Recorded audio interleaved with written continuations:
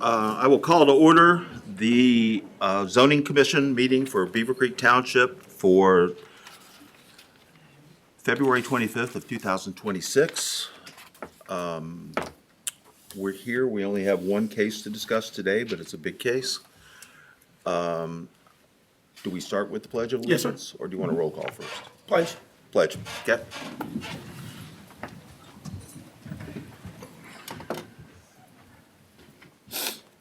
I pledge allegiance to the flag of the United States of America and to the republic for which it stands, one nation, under God, indivisible, with liberty and justice for all. Yeah.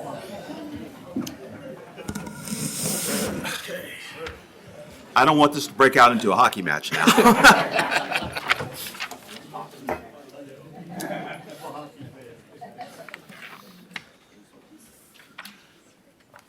Mr. Hill, are you Okay. ready for the roll call? Yeah, roll call, please.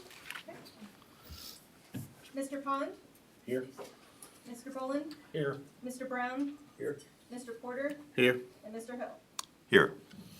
And Mr. Hill, at the last zoning commission meeting where we were talking about some administrative things, one of the attendees who was here at the last meeting before that had mentioned it might be a nice idea of just the board to introduce your first and last name, and sometimes it's hard to hear the roll call. So if you maybe want to go down the board members and just say who you are. Okay, that would be fine. Who are you? Travis Pond. Jeff Brown. Jim Hill. I live in the Conservancy for a long time. Rick Porter. Dan Bullen. I'm Andy Earhart. I'm the Community Development Director for the township. Dawn Frick, I'm the attorney for the township. Thank you. Okay, we don't have an agenda to approve, so do we move on to the case? We can. You want to go over kind of the parameters of how the case will work? Sure.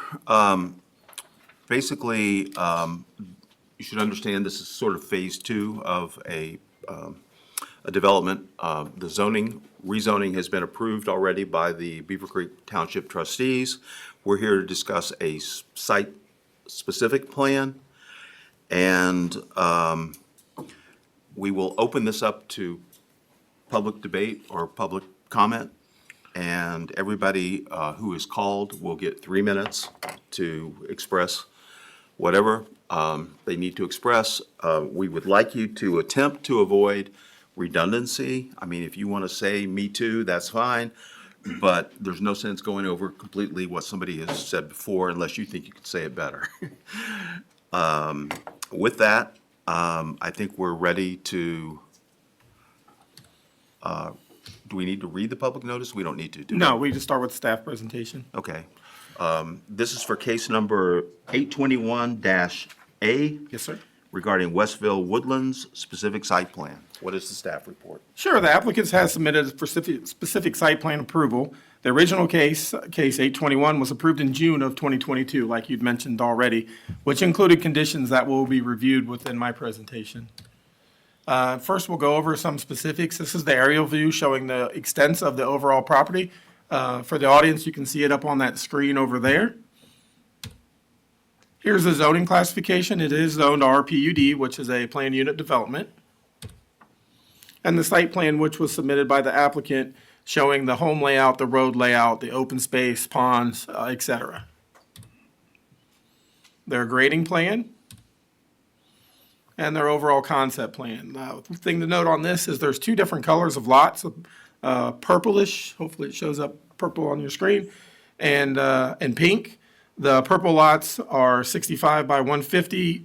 Not all of them, some of them are cul-de-sac lots and so on and so forth, but that's the minimal size, and the pink lots are 75 by 155.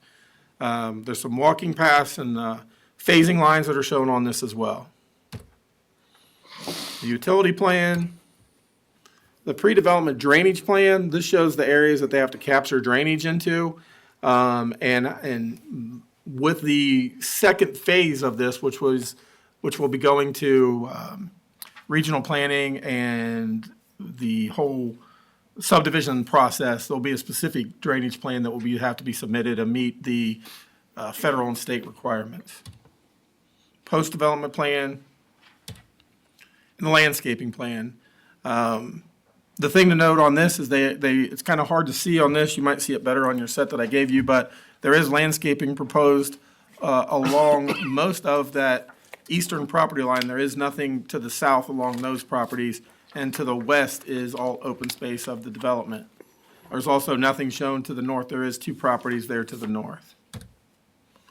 This is the case 821 original approval resolution from back in 2021, and all 3 trustees voted yes on that. They did do some conditions on that, which I'll go over pretty extensively here. So this case, the applicant is Miranda Holmes, out of Westchester, Ohio. They submitted the specific site plan, like I've already said. It's west of Stonehill Village and south of Beaver Estates, formerly known as McIntyre Estates. So the July 2021 approval set forth several conditions on the property. Allow 58 acres of wetlands, which is to be placed under conservation by the Beavercreek Wetlands Association, to be counted towards open space. Requirements for the proposed RPUD. Any specific site plan that's submitted must include proof of communication with Greene County Floodplain Administration, a detailed summary of techniques which will be employed in or near the floodplain, a traffic impact study which has been approved by the Greene County engineer, proof of communications with holders of easements for overhead electrical lines, noting how the configuration of the neighborhood takes such easements into consideration. Such configuration shall be reviewed by any agencies deemed applicable by the Community Development and Risk Department. An environmental impact study determining the existence of any endangered species and their habitats within the RPUD, and a detailed summary of the techniques which will be employed when developing the site such that it conforms to all laws and regulations pertaining to the existence of any endangered species and their habitats. And a detailed summary of site development techniques which will be employed to minimize impact on any of the wetlands or wooded areas on or near the RPUD, to be reviewed and approved by agencies deemed applicable by the Community Development Department. In addition, any site plan submitted for this RPUD will be subject to the approval of any agency or entity within the jurisdiction over authority. That is one of our standard comments that we say because it does go on to the subdivision process next. So Greene County engineer will take a look at it, sanitary engineer will take a look at it, health district takes a look at it, fire departments take a look, everyone comes together, we have a planning session and go over the things and the requirements that the applicant has to meet. And then lastly, any site plan submitted for this RPUD shall not exceed 100 single-family homes. Any site plan submitted which exceeds 100 single-family homes shall be considered a major modification.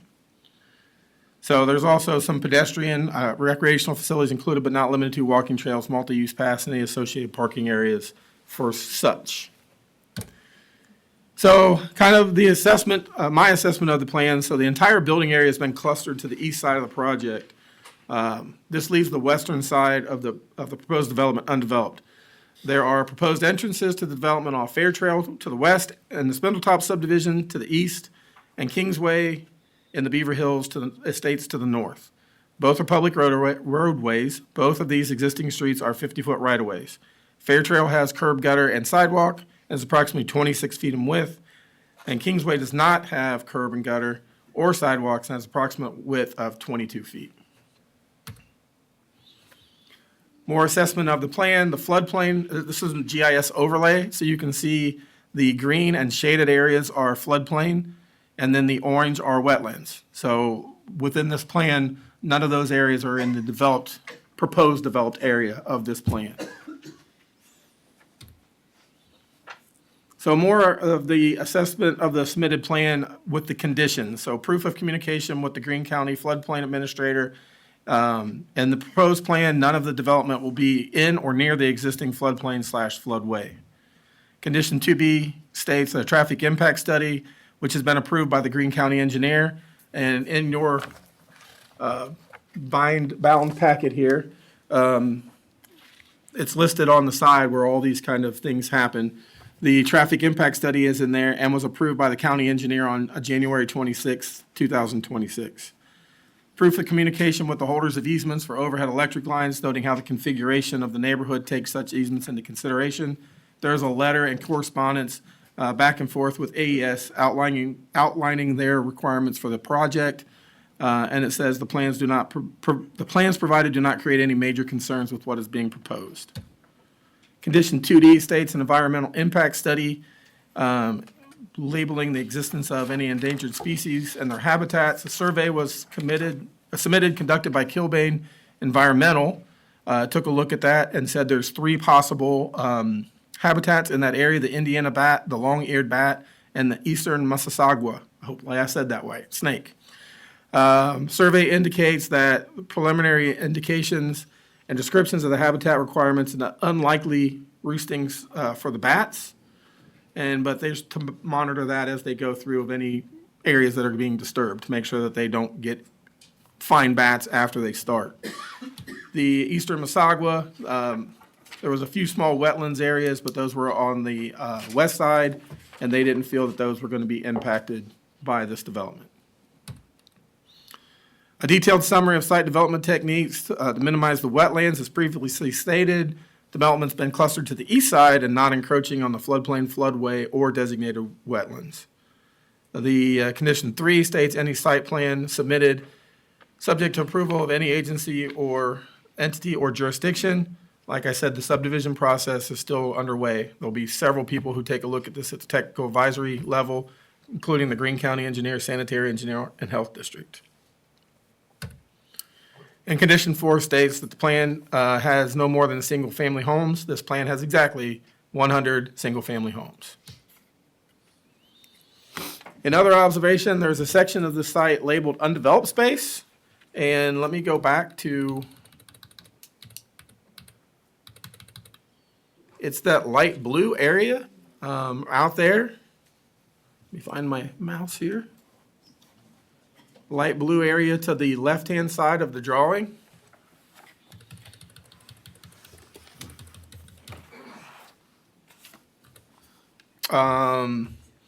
Spoke with the engineer for the project, who stated that maybe it's going to, right now it's farmland, maybe sold off as such. They're not exactly sure how they're going to take care of that. I informed them the area could not be further developed without a rezoning of the entire property. And on 100 home sites is the maximum for what is approved. So I think there should be some further discussion defining that from the board and the applicant, and to make sure that that's really nailed down and everyone's under the understanding that 100 home sites for this entire property is all that's been approved. There's also a drive shown on the southern end of the plan. It's for access to the sanitary pump station that will need to be installed for the sanitary needs of the subdivision. However, it is shown to further connect to the area labeled undeveloped space. There needs to be a discussion to make sure that this land is only used as undeveloped space. Once again, that light blue area. One of the concerns of the residents is the construction traffic. There's many concerns, but that's been one that's came up quite frequently. Even though the site is connected with 2 public roads, they're both residential in nature.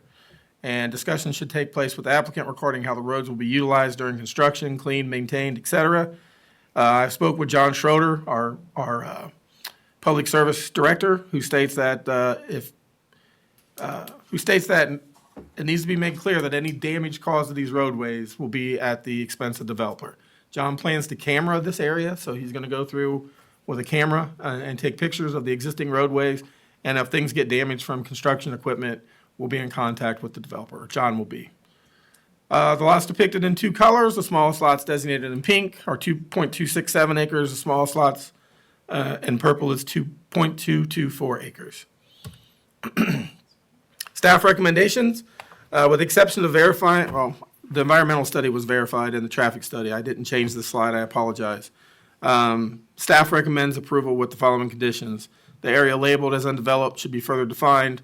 No future development may take place without rezoning or major modification of the existing PUD. The site plan will be subject to the approval of any agency or entity with jurisdiction or authority over any aspect of the proposed development, or to any other entity at the discretion of the Community Development Risk Department, and damage as deemed by Beavercreek Township Public Service Director to the existing roadways as a result of construction traffic or any other site development is the responsibility for the developer to repair. I know that was a lot. I apologize, but there's a lot to go over in this case, and hopefully I outlined all of the requirements, and so you have a pretty good knowledge of how we looked at it as whether those requirements are being met or not. So I'll entertain any questions, but thank you for your time. Can you show me where Trayvine Road is? Absolutely. Let me go back to the site plan.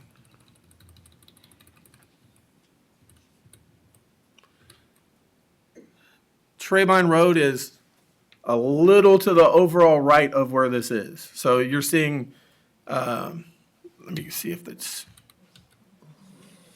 further over to the right of this drawing, picture. I can show you on GIS if you'd like. Yeah, that probably help.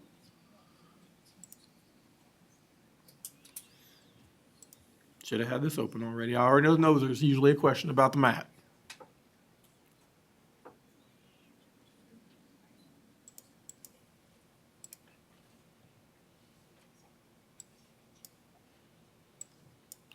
So this property is right here. Okay. Trayvine Road is right here. If you can see where my mouse is going up and down. Okay. And Fairground Road is right here. So the entrances into this subdivision are Fairground in through Kingsway and Trayvine in through Fairtrail and, was it Turfland. Turfland? Okay. Thank you. You're welcome. And clarification on that undeveloped area, you're saying that that has to stay undeveloped with, and they have to come back to us? That's only, like I said, the entire property, so this entire blue outline property was approved with the original plan for a total of 100 single-family homes. Okay, So that's all that's allowed. okay. So I understand that what the trustees ultimately approved was 100 home sites for this entire 118 Correct. acre parcel. They've stacked everything over to the east side of the parcel. Does the staff have a sense of what's really gonna happen to the undeveloped light blue portion? My sense of what happens to that is that there was no further development that goes on there. That was made clear with that original case. So, I mean, I can't say never because we all know that things change over time. But that was what was approved. That was what's allowed. And as far as I'm concerned, there's no more development on this site after 100 homes. But they do have, quote, the right to come back and seek a modification. Anyone has the right to come back and seek a modification. The other big elephant in the room would be the possibility of annexation by the city of Beavercreek. Any sense? I know that was actually looked at with the original case, and Dawn may be able to speak to this further because she was around. But I believe that they had no desire to at that time, as far as annexation, the city of Beavercreek, that is. But once again, there's always we can't control annexation, that's done by someone else. So we have, if it happens, then we have to go through the process, so. And I don't know that there's anything suspicious going on with this undeveloped parcel. It may just be that the, moving all the infrastructure to one side of the property would be more economical and And also avoiding that large, if you remember back on my drawings, before this, sorry. No, I guess it was after that. There. That a large section of that western side of the property is floodplain and wetlands. So that could be a big reason why they avoided it. okay. The points of construction traffic are through residential neighborhoods, Correct. right? Is there any conceivable way to avoid that? That you're aware of? Not staff's that I'm aware of. I mean, they're there. I mean, there are existing public roadways. They're available for public travel. And unfortunately, it's kind of like other subdivisions where no one generally builds towards the back, and works forward. They always start with the forward and work towards the back. So there's people that move into the subdivision and then Sure. construction traffic goes past as the things are getting built further on. I know that this has been around for a long time and there's nothing that's happened. And I don't want to demean that in any way. because it's going to be a change. I get that. But unfortunately, they are public roads, and we can't restrict access to our public roads. There was a time that they were considering some access out onto Ankeny, but I'll let the applicant speak to why that's not feasible, or why it is, what's going on with that. That's not what was submitted with the plan, and that's not what we're being reviewed here today. This is probably a question for Don. How much control, if any, do we have in terms of regulating the construction traffic through these neighborhoods? There's really not much that we can do other than, talk about, like as Andy said, addressing repairs, issues, things like that. But stopping it, because again, these are public roads and there's really no other route, there's really not much more we can do to control it. So there's no time restrictions or anything like that that we could put on this?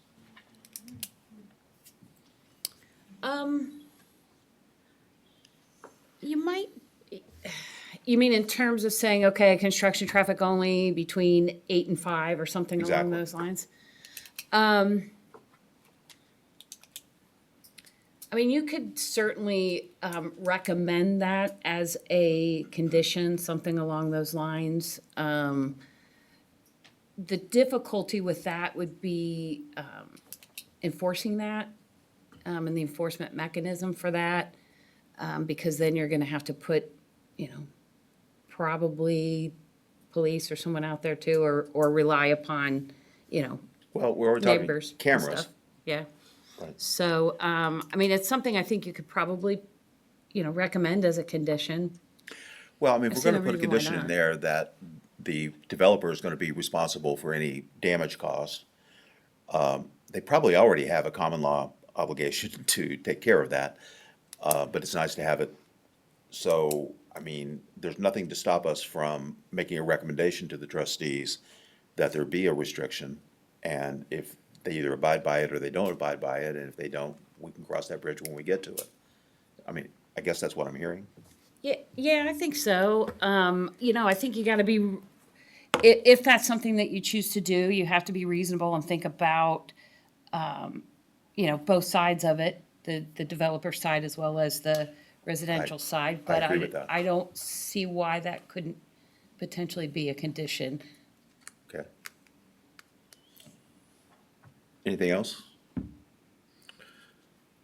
Can you pull up the GIS again? You mentioned Absolutely. You mentioned Ankeny Road.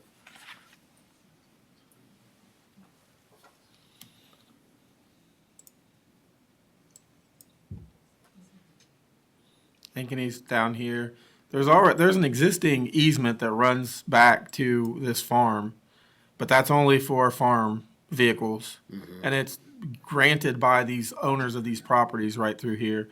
All these are other ownership other than the property that is being requested to be rezoned, or a specific site plan, excuse me. That's what I thought. There's no direct access to either trade line No, or. not through Ankeny. this property. You'd have to go through somebody's property, which we require. Yeah, ownership easement. of this one is, I don't want to butcher that name, but Sawicki. Okay, Sawicki, sorry. That's McCoy. That's Moore. And that's Albert. And last is Yeah. Porter. Probably some of those folks are in attendance here this evening. So yeah, those are all ownerships other than this parcel.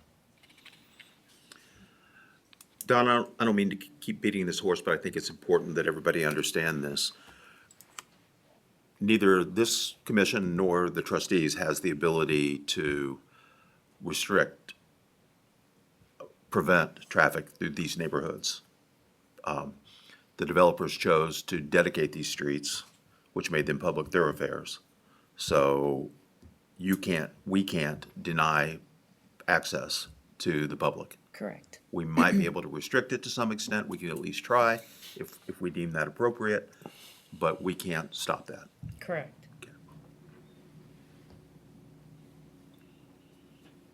Anything else?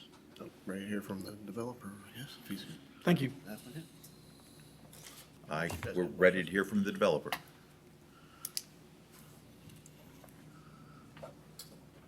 My name's Craig Rassi. I'm with Miranda Homes. We are the ones that are looking to develop the property. Real quick to talk through a couple of points that you guys were just talking through. The light blue area was just. I'm not sure if it's connecting. Can you hear? Is that better? It's not on. I'll talk louder. Is that better? All right. The light blue area is there's no plans for it other than that we would sell it off to have it be for farming, agricultural, that type of, to incorporate that into the open space in the HOA is just a lot to maintain where it's already being maintained for farming and a better use. So that is the plan for that. To sell it off? What's that? To sell it? Either the developer, so we work with a third-party developer that will end up being the one that purchases the land, develops the land, and then we build the houses. But there's no present plans to develop it? No. No, Correct. okay. The access on Acme through that private drive, that access point we wouldn't be able to because it's not public.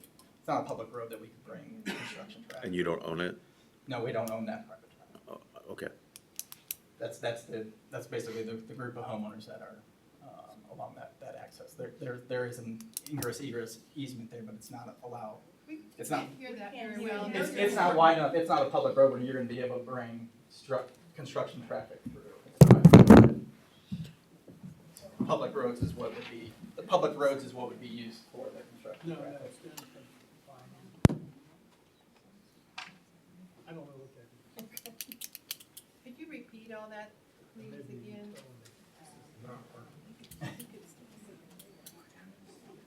Of the private drive, Yes. the access to that is basically for the homeowners and to get access back to the property for the farming equipment. And that's the road off of Ankeny? That is correct. So for public access for trucks, that type of stuff, that would need to come through the public right of way, which is the roads that are already installed in that road. It's a private drive, it's not a road. It's not a road. Yeah, it's, 12 feet. It's a shared driveway. That's a better way to say that, I apologize. Yeah, I couldn't get it to connect.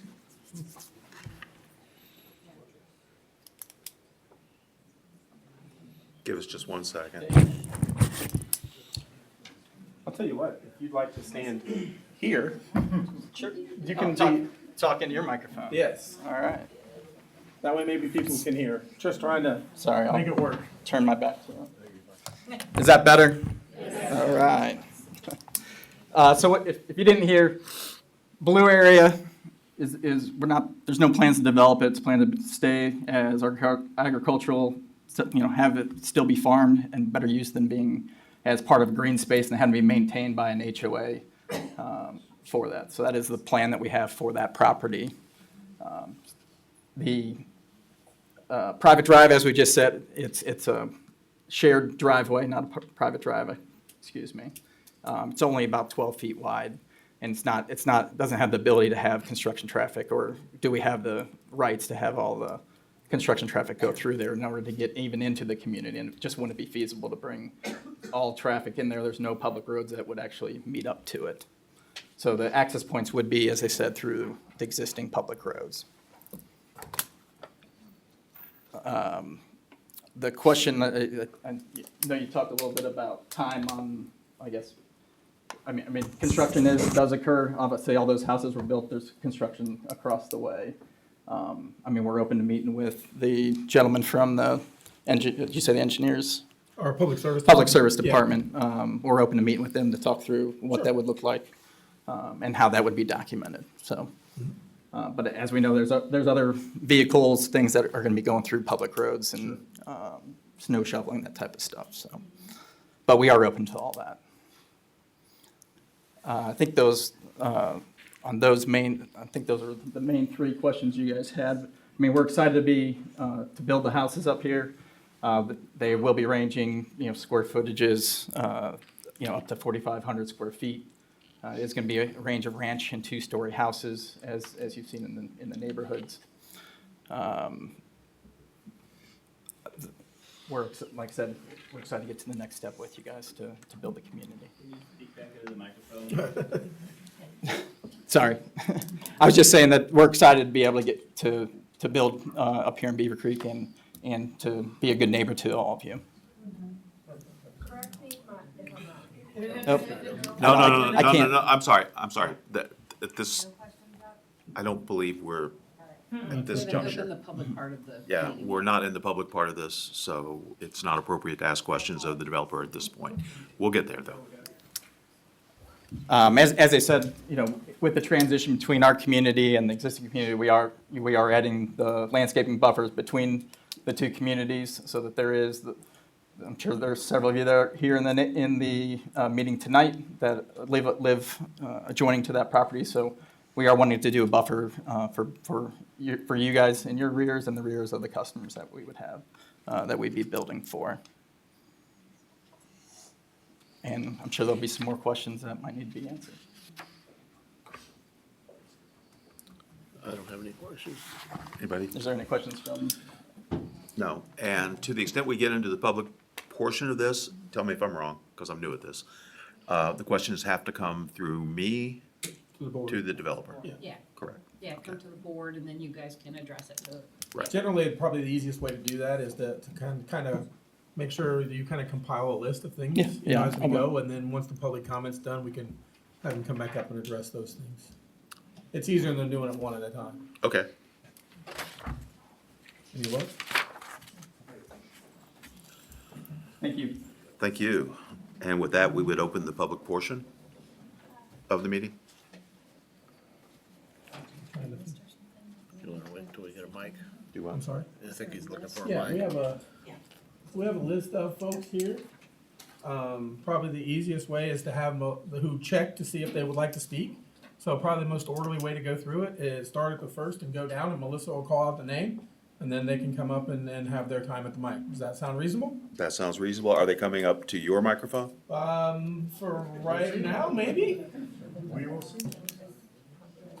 Oh, now you broke it. You broke it. Yeah. 3 minutes, correct, Mr. Hill? 3 minutes. Green light, I said you were.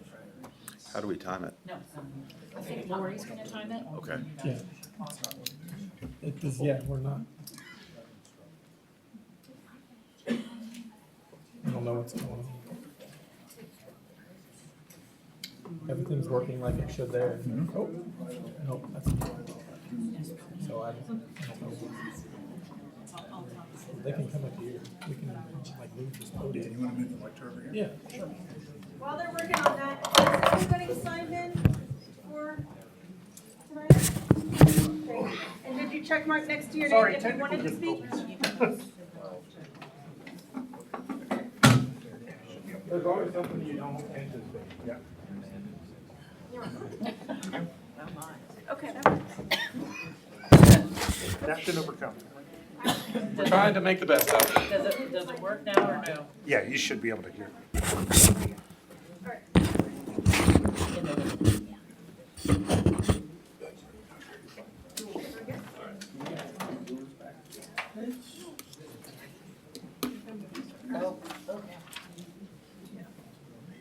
Okay, we apologize. We'll come up here. This will be your mic, and Melissa will call out your name. And I apologize if I mispronounce your name, but Mark, I'm on it. Here he comes. All right, here we go. Your time Lori. will start after you give your name and address. Okay, it's Mark DePadua, my wife Ann here, and we are at 1651 Ashmont Court, so we are on lot 33, which will border houses 4, 5, 6, and 7 there in the northwest corner of that development. So I appreciate Andy, appreciate working with him and what we've had so far, and I appreciate the developers here. So I look forward to working with you. But one key thing that I have seen when I go through the township and how we have a very structured, meticulous process, which is wonderful, when it comes to development, is character-based development, that particular aspect. And wow, so with the 118 acres minus the 42 that won't be developed, have 76 acres, I estimate about 35% of the houses are going to be in my 20% of the sector.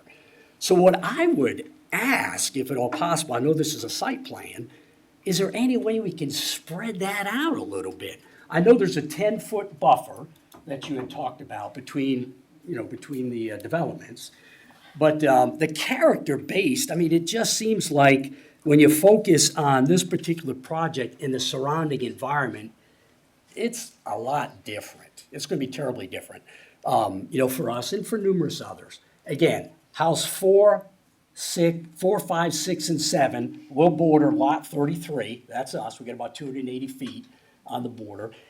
If there's any way to go ahead and maybe have a little bit larger separation, 20 feet, something, maybe a bit more density of trees, boy, it would just make a world of difference for us. And in conclusion, boy, if you could spread it out a little bit more, and I understand there'd be more infrastructure costs if you had to extend the roads out, et cetera, and those kinds of things. That would, to me, embrace more of a character-based development perspective and the new neighborhood. Yeah, I'm looking forward to neighbors, but, and fewer mice coming into my house, I guess. But if we could spread it out a little bit, boy, that would just be wonderful. Thank you, board. Thank you. Thank you. You sure? You got 52 seconds left. I cede my time. No ceding time. Tyler McCoy? Okay, I thought I'd be like number 6, so. Under the gun. I'm under the gun. Tyler McCoy, 1221 Ankeny Road. We are the first house back the private lane, which would be on the southeast corner right there. To protect our existing property, a couple of things I ask to ensure that no drainage, whether runoff from rain or gray water, goes into any of our property. And how are we going to ensure that happens? The second thing, all of us are on a well system, well and septic. We have been told there's been other developments in the township that negatively affected existing water table levels with their well, where it was drained below their existing well level and they lost their water. Is there a study that can be done to put a number to where our existing water table is to the residents back that private lane, and have a plan to be ensured that we do not lose our existing water? You know, our systems were built on the farm in existence, not in RPUD.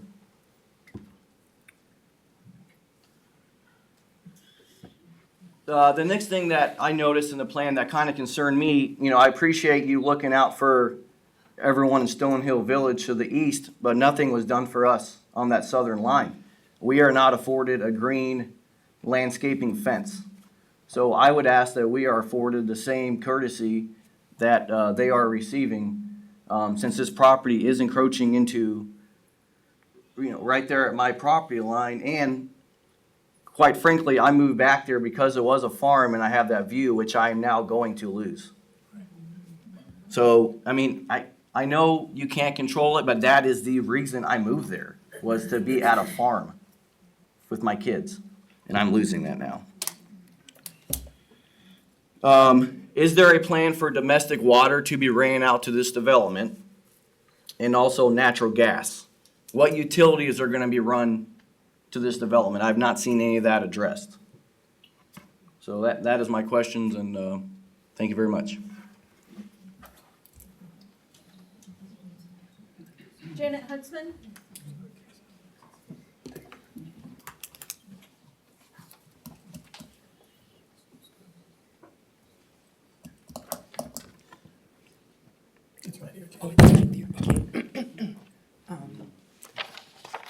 Do you want to tell me? Name and address. Okay, my name is Janet Huntsman, and I live at 1560 Kingsway Drive.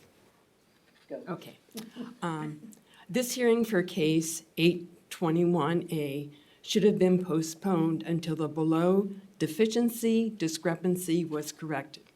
This deficiency is the condition of proof of pursuing a third access to the development.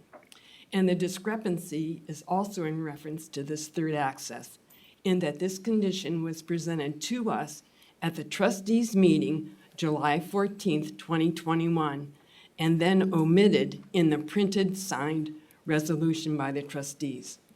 Those of us who attended that meeting left with being told a third access would be pursued, and proof of this is in the video of the meeting. This is of great concern, as it has been withheld from the neighboring residents and from Menard Homes. To resolve this deficiency discrepancy, allow time for Menard Homes to meet this condition of pursuing a third access. This would absolve the township from any legal action against it. And then there is the concern of Menard Homes layout positioned in close proximity to electrical lines, which is contrary to one of the conditions.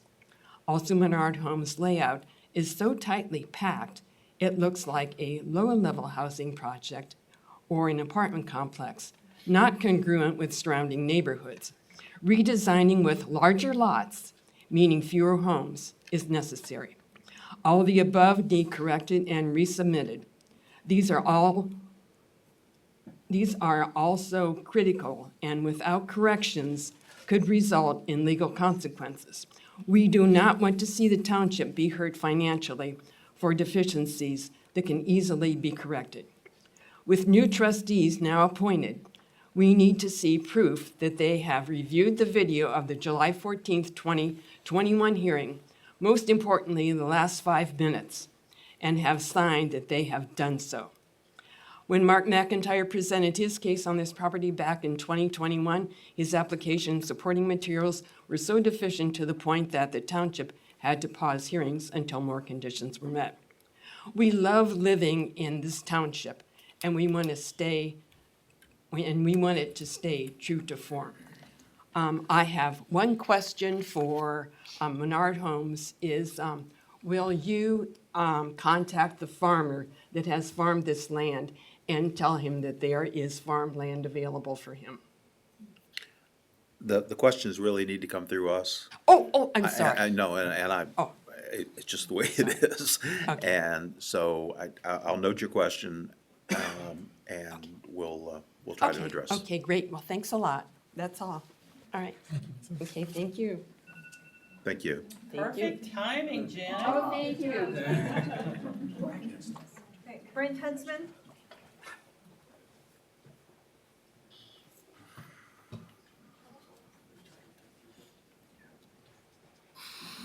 This is totally different than what Jan just talked about. Name I'm and- Brent name and Huntsman.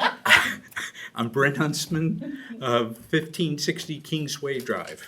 Go ahead. And thank you.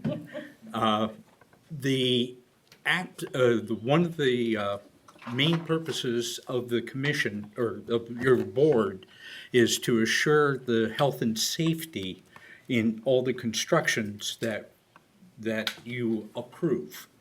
And the roads that are accessible for both the construction traffic as well as day-to-day traffic consist mainly of the curbed and sidewalked in Stonehill Development Village and an unimproved road on Kingsway Drive.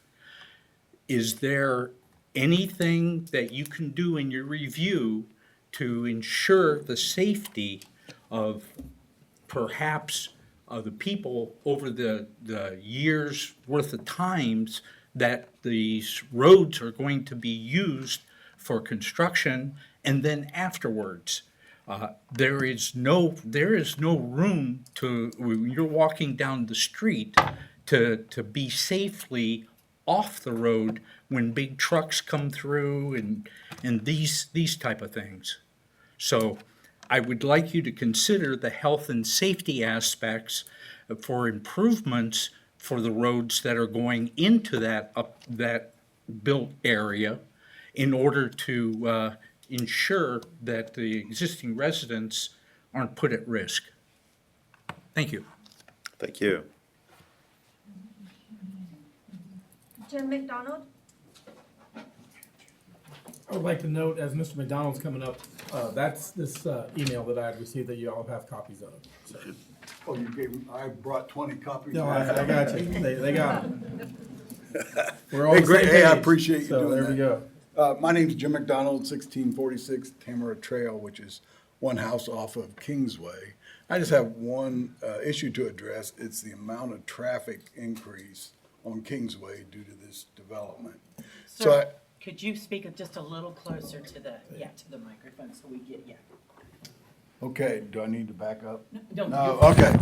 So I came to the zoning office and visited Andy last Friday and looked at the report. And he gave me a copy of it. And I'm used to doing that. I'm an engineer out the base in fighter jet business, so I'm very familiar with analyzing data.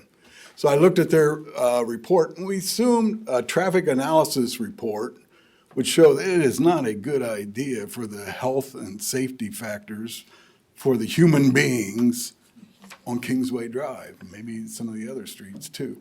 But the traffic report doesn't address any of that. It's like a bunch of robots, and they're worried about just traffic turn lanes and stoplights. And that's all it cares about.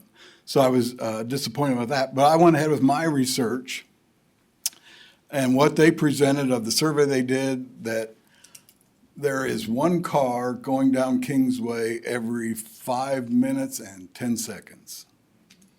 5 minutes and 10 seconds per car during the day. If you had 100 homes, according to their analysis, that rate goes down to one car every minute and a half. That's just the way the data is, and I invite the engineer for Miranda Homes to verify that. So unfortunately, there is no sidewalks on Kingsway, or maybe fortunately, I'm not sure. But people walk their dogs, kids ride their bikes, and they walk themselves up and down Kingsway and Tamara. So if you have one car every minute and a half with 100 homes, you're going to have a problem. It's not good. 5 minutes is a whole lot better. So I thought, well, what's a nice compromise? Because that's probably what we're all about. So I said, what about 3 minutes per car? And that turns out to be, Miranda Homes would be 25 homes instead of 100. But at 25 homes instead of 100, and each lot size is about a quarter acre right now, that would make each lot size per home 1 acre. Now that's very compatible with the way things are on Kingsway Drive, because they're in Beaver Hills, it's 1 acre to 5 acres. So a 1 acre lot, 25 homes, sounds like a great compromise to me. Now, if these homes were built right off of Fairgrounds or Treybine without any residential areas going through, that would be fine. But if you can imagine, the Conservancy has this development behind your lot sizes and your homes, it would not be good. So I concede my time, and thank you very much. I'm so glad you sent them this report. So thank you. Robert Pohl?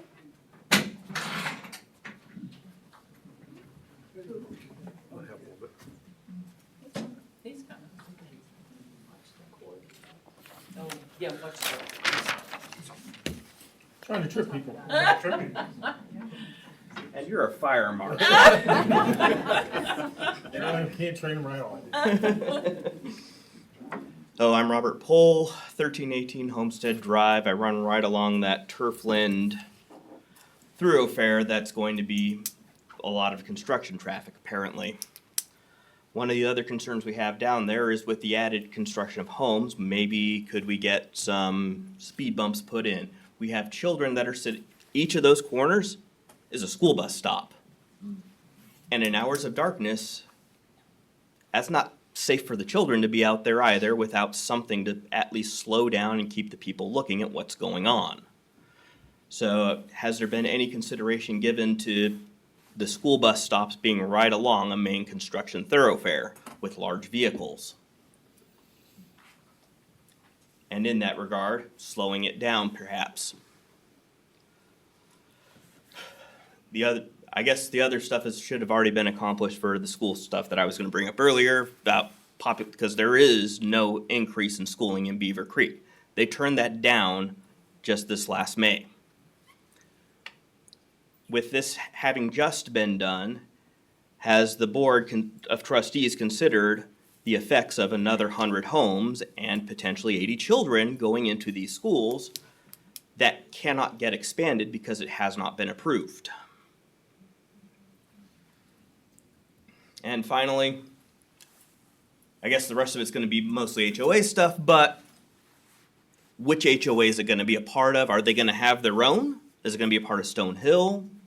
Because we're right up abutting that, and there's a lot of amenities we have in Stonehill Village that may or may not get used. We need to make sure that if they aren't part of Stonehill, there's a way that they have their own stuff so they can use their own stuff. I concede my time. Thank you.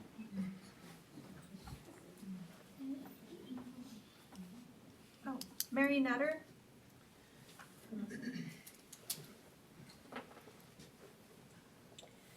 Come on in here. Thank you. Good evening. My name's Mary Nutter, and I live at 1358 White Barn Trail. I'm here this evening. First, I would like to thank all of you for your time and attention. I'm here as a resident and as the developer of Stonehill Village. So to follow up just on that last gentleman's comment, they will not be a part of Stonehill Village. Stonehill Village is for the private use of the residents who live in Stonehill Village and pay dues. And we are bringing this up for discussion for our HOA board because we do have amenities that are open and we will protect those. My questions will be to you all very brief because they've been addressed already, but I'm here because I've received a lot of emails and phone calls from residents in Stonehill that are concerned about the traffic impact into Stonehill Village. Fair Trail is a very narrow street, and they're very concerned about the fire trucks and the construction and whatever. So I know that's being looked at. One of the other concerns was the hours of, if we could somehow, about the hours of operation. In Stonehill Village, the way it's always been done is that 8 o'clock to 5 o'clock, and every Friday, and if more, the developer is required and responsible for cleaning all of the streets every Friday, regardless. There's always mud and construction and debris and whatever, and so as a good neighbor to Stonehill and to the other neighborhood, it would be nice if you all would agree to that as being our new neighbors. And finally, how does the current farmer access this property? How does he get his trucks and tractors and trailers back there? I know that I'd like to have a better understanding. Is it going to remain strictly crops, or are they going to permit animals? What does this mean exactly? When this plan was originally submitted, it was for over 300 homes, I believe, and now it's been limited to 100. So I just would like to have a better understanding of exactly what this undeveloped parcel is going to be used for. And again, if a commitment could be made by the developer that, I think it would put a lot of people at ease. And again, I appreciate all of your time. Thank you. Amy Albert?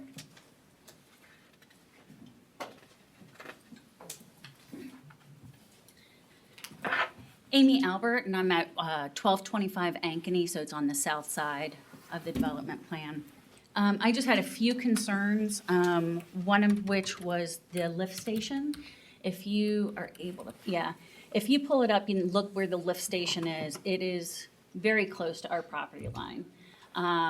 So I have no idea about lift stations. I don't know how much noise they make. I don't know if it's going to drain off into like our drainage areas or septic area if you have a problem.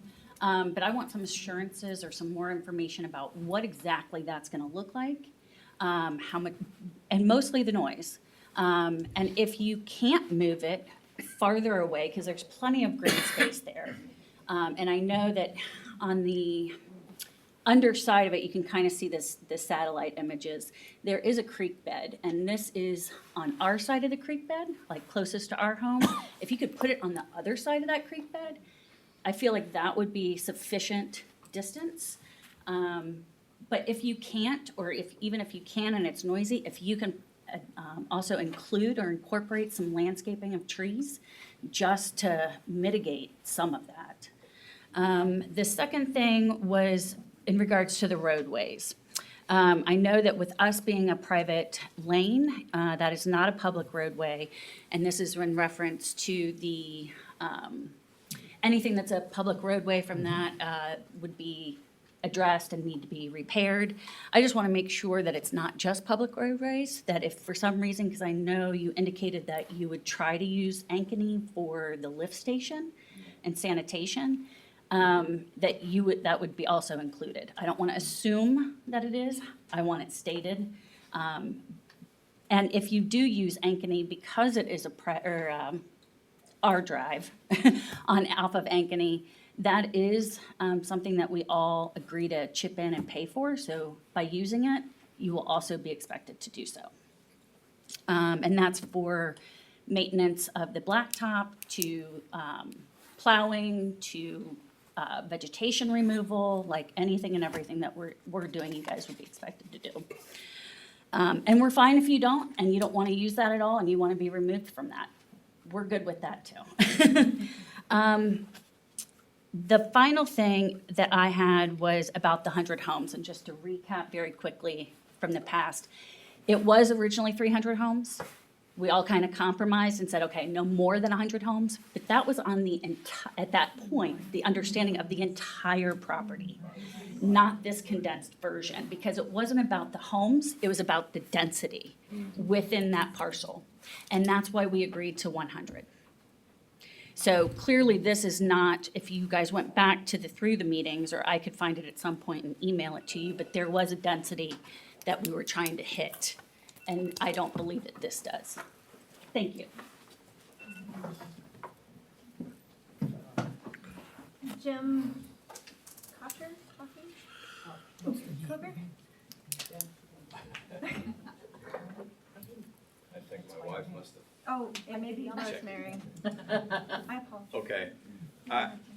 My name's Jim Coker. I live at 1528 Heatherwood Trail. And we moved there in '92, and if you went down Trebine Road, you saw very little traffic. You might pass a couple of cars on your way over to the mall area.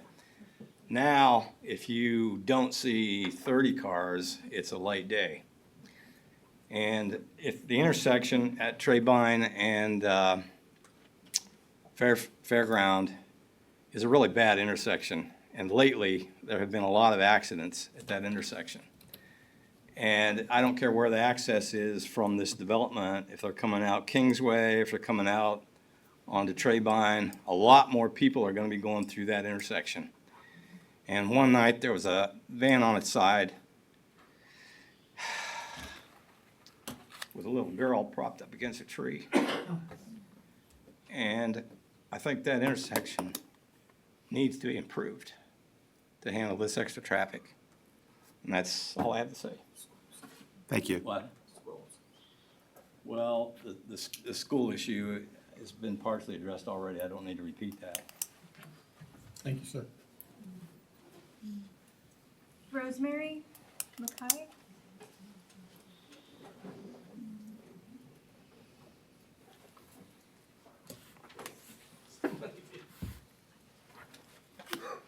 I'm Rosemary Mackay, 1539 Tamara Trail.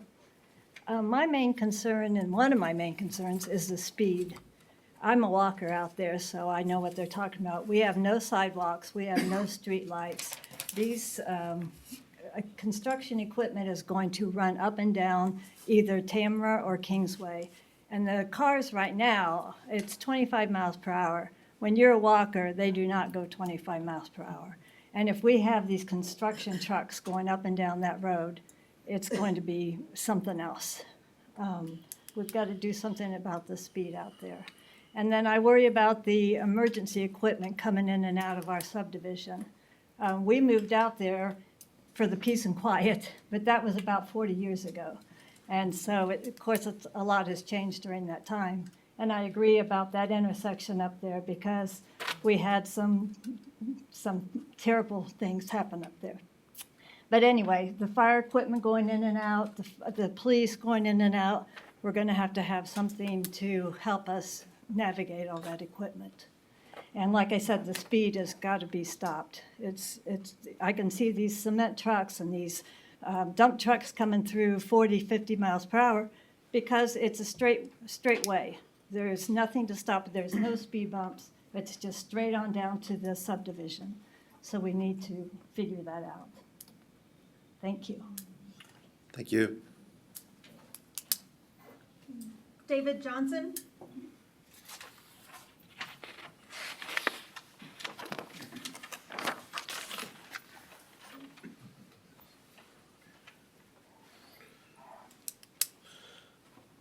Hi, my name is David Johnson. I live at 1649 Ashmont in Stonehill. If you look on the map, I'm the lot that actually has a fire pit outside. It's on all the plans and all the drawings.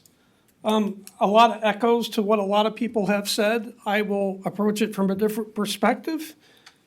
We transferred down from Alaska in 2021, right about the time the last board met. It was a hard time to find a house. We didn't want to live in a cramped area. We bought in Stonehill, got lucky to do that, found about 3/4 of an acre of a lot. And just like Mark, he's my next door neighbor over there, I'll have 4 lots touching my lot in the back. Our whole point was we are not Centerville. We didn't want to move to Centerville.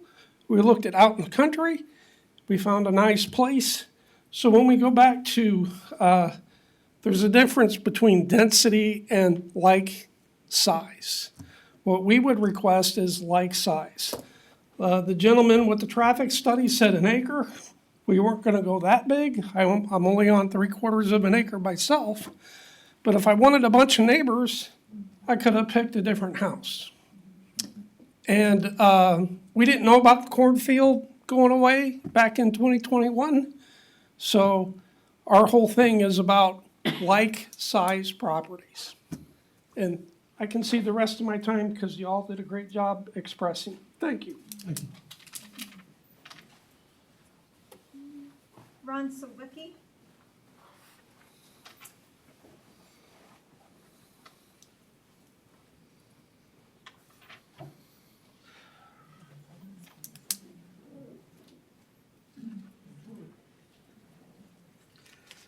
Hi, my name's Ron Sawicki. I live at 1219 Ankeny Road. We've lived here since 1996, bought the property in 90. We have 9 acres and plus, so we understand about density and all that coming up like it is. My big, and if you look, you can see down at the bottom of that's my property down there. 84. Yeah. My big thing is when we built the power lines that were behind our house, we took a lot of discussion with other people, a lot of engineers at Wright Pat, since that's where I work, about how close to put the house. We really wanted to put the house a lot farther down the lot than it was. They recommended to put it somewhere else, like closer to Trebon. And a lot of it has to do with health of E&M fields along that property line. I have a couple studies here, recent studies. If you can keep them. It says basically that housing that's built within 60, let me get the right numbers, within 50 meters of those particular power lines increases the probability of any of the people living in those houses with childhood leukemia, which is not a good thing. I mean, they're going to be right on that X, or they're right on the, I don't know what you call it. They're going to be a lot closer than 50 meters away from the lines. And in all of your guys' looks at this particular property, nobody seems to be discussing that overall. People really need to start moving their houses away from that stuff, because I think as time moves on, they're gonna find out that it's a lot more of a bad problem than we're seeing. And that's pretty much all I have to say. Thank you. Heidi Menke?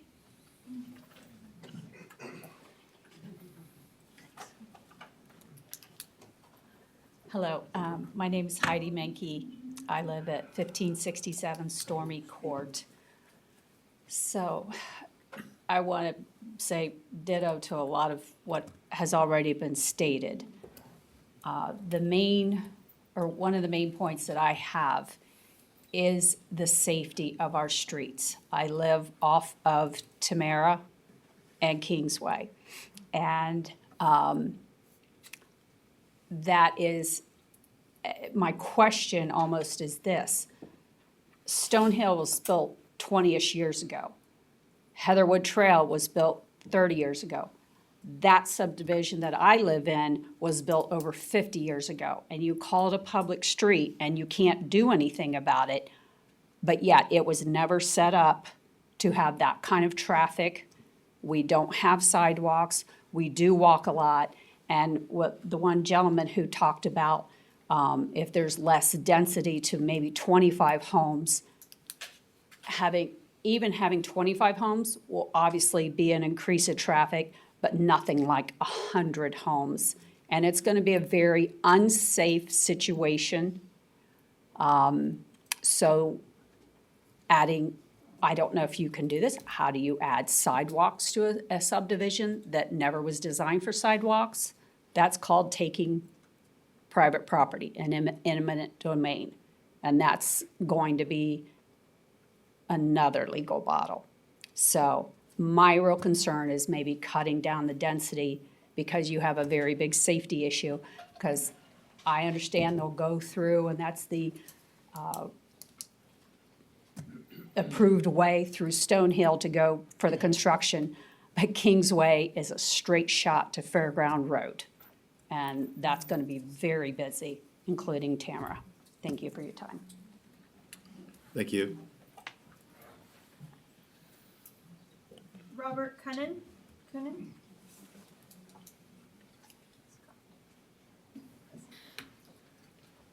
There's gonna be some repetition, but I'll try to make it quick. So we moved our family from Sir, East Dayton, from Name and East, address. Robert Cunin, 1544 Stormy Court. We moved our family here from East Dayton in 1992. Took me a while to figure out that my mail was gonna come through Xenia. I thought we were moving to Beavercreek. We weren't. We were moving to Beavercreek Township. We fell in love with the area. We looked all over Beavercreek and moved to Beavercreek Township. It's the character of Beavercreek Township that has brought these people out. For the zoning board, I'm going to assume that you've read the extensive case file on this and probably appreciate that the last zoning board kicked it to the trustees with good reason, and it was the people with the pitchforks here.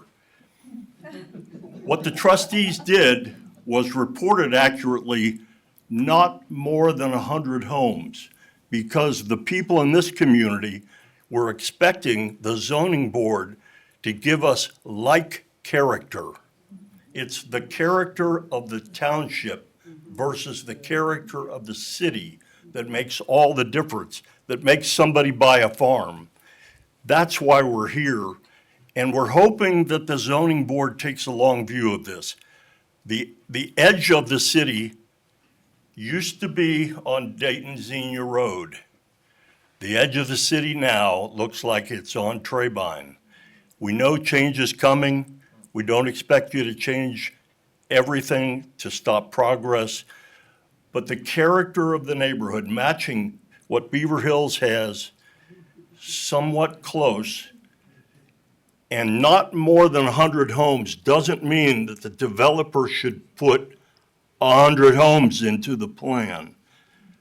We were looking for the character of our neighborhood, and we're counting on the zoning board to represent our interests in the character that we found in Beavercreek Township. Thank you.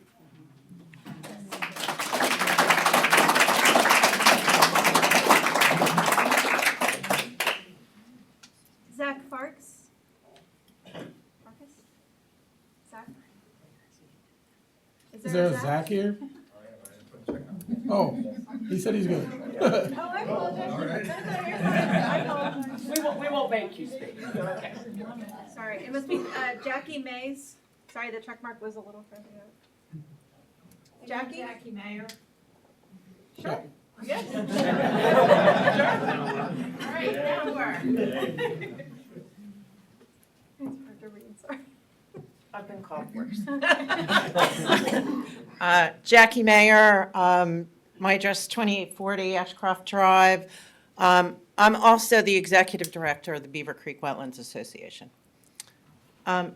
Could you move the map down a little bit for me? Sure. So that you could focus on that? Yeah. You want to NGIS instead? No, whatever you want. Yeah, if you can bring up Yeah, GIS, GIS is sure, that'd probably be a little great. better. So we own property adjacent to the proposed development. So there it is. That is the Dave Nolan Wetland Reserve. There is, originally that's 58 acres. We have since purchased an additional 22 acres that has been completely restored. 1,500 trees have been planted. The developer reached out to me. We went for a walk out there. They talked about making a connection from the neighborhood to our park. There's some things to be worked out regarding conservation easements and how to do that. My big concern is the kind of barriers, if anything, between your property and our property. Because if there isn't something that outlines those boundaries, very simply, it's going to cost my organization money to then have to sign all of that land, which I'm happy to spend, but I'd rather spend the money elsewhere. And I think that the other concern that I have is where your retention pond is on your site plan and how close that is to the boundaries and whether that would cause issues with the water in the wetlands because the water gets very high there. Last spring when we had all that rain, the water levels were completely up to raised boardwalks that are 3 feet off the ground. I don't want to see that get worse.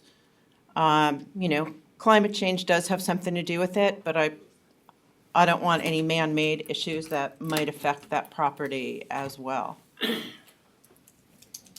Thank you. Thank you.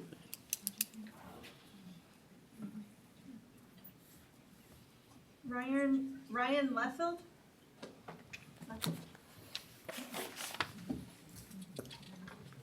Yeah, I'm Ryan Layfeld with Choice One Engineering. We're the civil engineer for the project, so I'll be happy to entertain questions later, but just want to introduce myself now.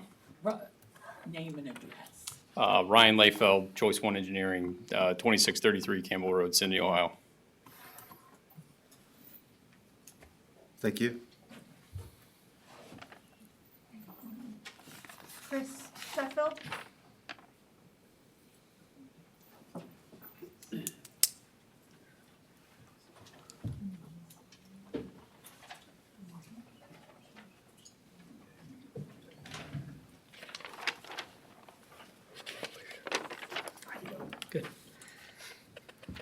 Good evening. My name is Chris Sheffield. I live at 1242 Homestead Drive. I back right up to the property, and I have some prepared remarks for you. I understand a traffic study has been completed for this proposed 100-home development, and I respect that process. However, traffic studies primarily measure projected vehicle counts and roadway capacity under certain assumptions. They don't always fully reflect real neighborhood conditions, school bus stops, pedestrians, children playing, delivery vehicles, and emergency response times. With approximately 100 homes, we're likely looking at 200 or more additional vehicles and hundreds of daily trips. Under the current proposal, those trips would be routed through two separate existing residential neighborhoods. While splitting access may distribute the volume, both neighborhoods will still absorb a significant increase in daily traffic. Even if this technically meets engineering thresholds, it changes the safety profile and long-term character of these roads. There is a power line right-of-way off the main road, off of Ankeny, that leads towards the development site. I would respectfully ask whether that corridor has been fully evaluated as a potential primary entrance. Power line corridors are typically already cleared and linear, and in many cases can be engineered to provide direct access to a main road, reducing the burden on surrounding neighborhoods. And I did speak with AES earlier. They're a department that handles this, and they have people who can handle all the work that has to be done from AES's side. Has the township explored whether sufficient right-of-way could be acquired if needed? Has there been a comparison of the long-term safety and infrastructure impact between neighborhood access and direct main road entrance? Have emergency services weighed in on whether a more direct access point would improve response times? I understand that there may be a grading, utility, or cost considerations. I'm not suggesting that this is simple. I'm simply asking whether this alternative has been thoroughly evaluated before a permanent decision is made. Once this development is built, these access points are effectively locked in. I respect that studies have been done, but if these roads become unsafe or overwhelmed, it's the residents who will live with the consequences long after this vote. I'm simply asking the township to explore a better primary access point now before a preventable problem becomes permanent. Thank you for your time. Thank you.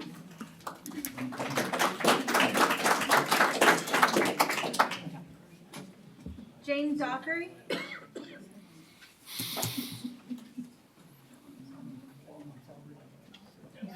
I'm Jane Dockery. I live at 1519 Heatherwood Trail, or number 96 on your map. I was looking at the data, not very long, but I did notice that it said there'll be additional 1,009 trips a day of cars from these 100 homes, from your own study. And I wondered if we can calculate injury and death estimates from those increases. I think that would be a pretty easy algorithm to carry out. And incumbent on you, in terms of the safety we've talked about. I also noticed in the traffic study, it mentioned something about 2027 estimates and 2037 design plan estimates. I didn't know what 2037 had to do with it. So if that could be clarified at some point.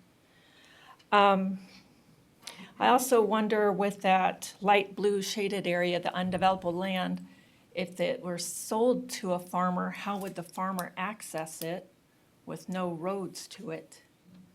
And then could it ever be split off from the RPUD and no longer considered within the 100 house limit?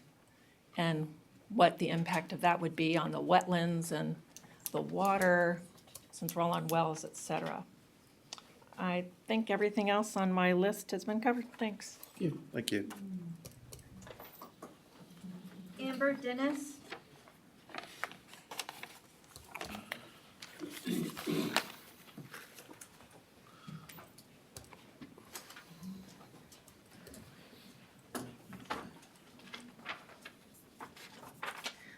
Amber Dennis, 1670 East Slater Court. My house is on the corner of Kingsway and Slater Court. I have two things to kind of just continue on what other people have said. One is that I work for Beavercreek City Schools and their central offices. The schools are at capacity. Beavercreek Township and the city themselves are also building additional homes. The schools are overcrowded. That doesn't get taken into effect for the school funding. The levies are not passing, and we want to build more houses. So you are directly impacting your schools. Not only that, but also bus drivers, buses. You're gonna have kids that will need more buses. We already have a bus driver issue. People don't want to be bus drivers anymore. It's very difficult to keep bus drivers. And now we're gonna have 100 more homes, probably with families. How are we going to get more bus drivers when we already are having issues keeping the ones we have? And on the second point,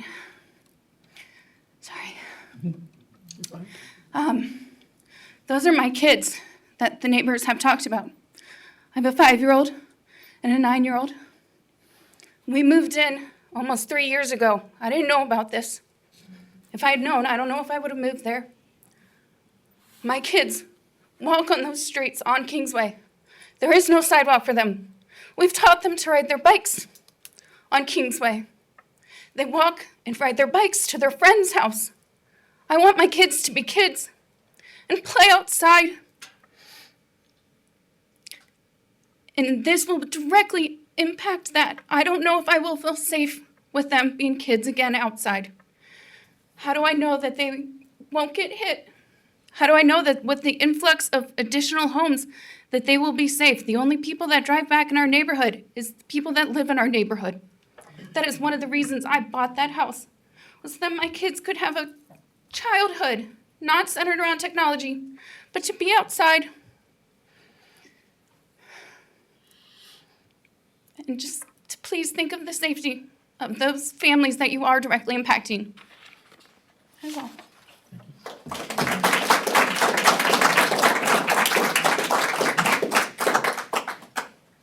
Jeff Hudson?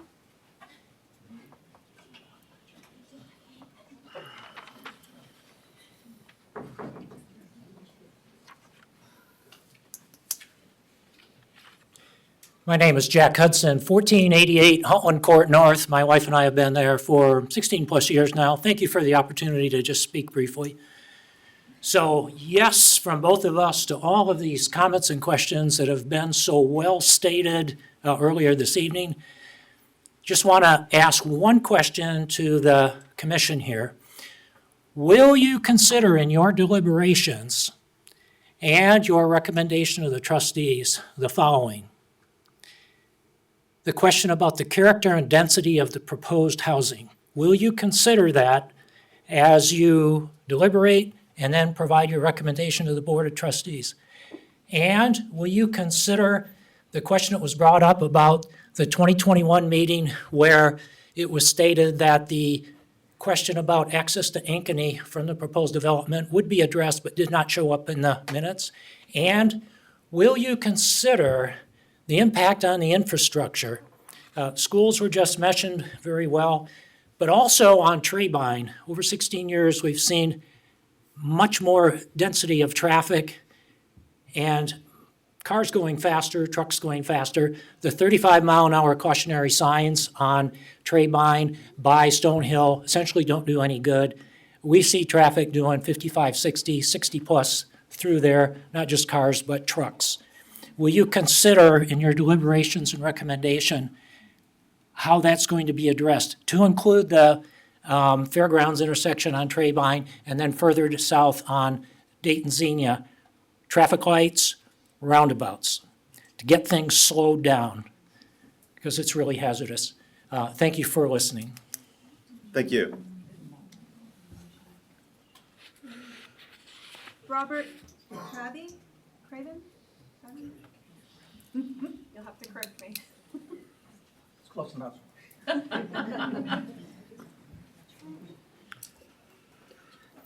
Robert Craven, 1231 Homestead Drive. A couple questions. In the bottom left corner, there's a couple existing barns. Do the barns count against the 100 homes?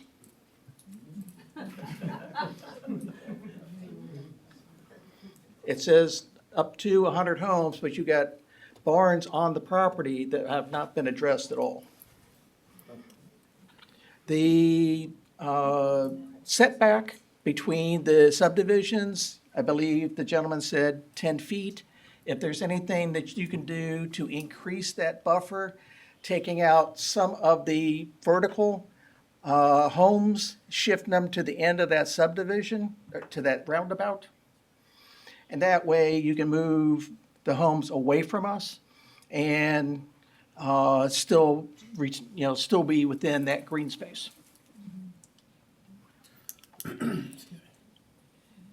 4 years ago or 5 years ago, at the discussion, there was going to be some homes built in the lower left corner in the unincorporated area. I don't know, I don't see them there now, but I think McIntyre had talked about building a couple houses down there. Is that now off the table? Talking about in this blue area? Yeah. Yeah, that's not. He had indicated in the there previous. Yeah, there was a lot of homes all through here. No, that's, Yeah, but that's not in this one. Yeah, he had indicated he was going to build a couple private homes down there for himself. Not included with this one. Okay. On Ankeny, at the roadway that's been in discussion a lot, there's markings that says AES number 1, number 2. What are those markings indicating? That's a question. You can agree, or you can talk to those later. Is my understanding that the developer has agreed to the 8 a.m. to 5 p.m. Time limits for the duty hours?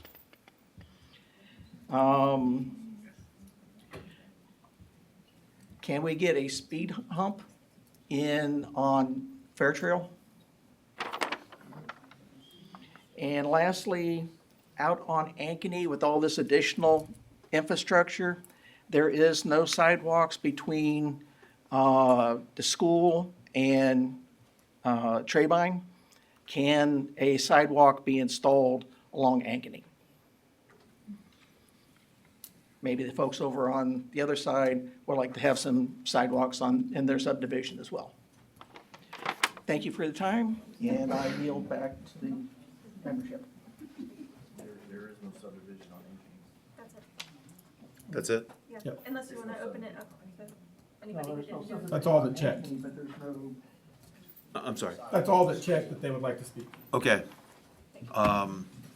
With that, I guess this is the part where we have the option of closing the public meeting portion, or if anybody's going to ask that the case be continued, we don't want to close the public opinion portion of it. Is anybody intending on moving to continue this or asking to continue this? Had talked about hearing from the applicant again as far as the answers to some of those questions as well. Okay, we can go to there. I'm sorry.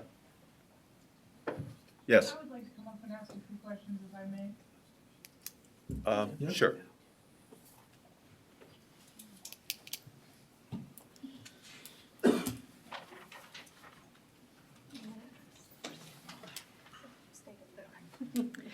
I'm Christina Palmer. I live at 1318 Homestead Drive on one of the corners where one of the school bus stops is right at that stop sign. And one of my questions is I was reading through some of the paperwork and I went back and watched the meeting from 2021. And these homes are estimated to sell between $450,000 and $500,000. They'll have to drive through our neighborhood to look through these houses. And what happens if they don't sell at the primary rate? Will they be turned into low-income homes? What's going to happen with that if they're not sold? And then for the infrastructure, where I believe fire station number 65 is the closest one to there, which looks like a relatively newer fire building. Are they equipped to handle an extra 100 homes with 2 bays and 1 ambulance bay for emergency services?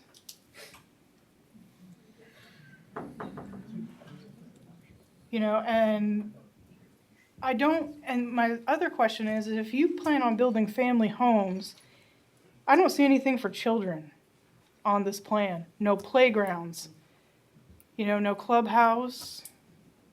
What's going to be there for the children to do so that way our subdivision doesn't become overrun?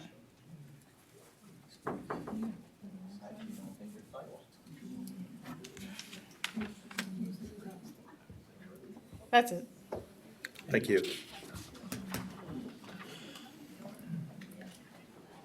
I had to put a check mark on the list, but maybe I put it in the wrong place. Come on up. All right, thank you.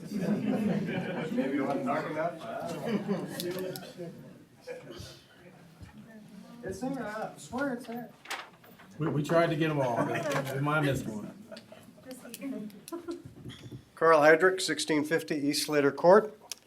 90% of what I was going to say has already been said, and sometimes said better.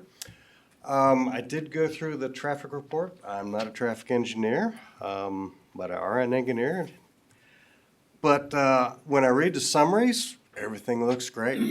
There's a couple E intersections out in 2037. A lot of them are A's, A0s, A1s. Looks great. When I go back to the appendices, and the appendices are long and ugly and stuff that I've never seen before, but I just got through the first one.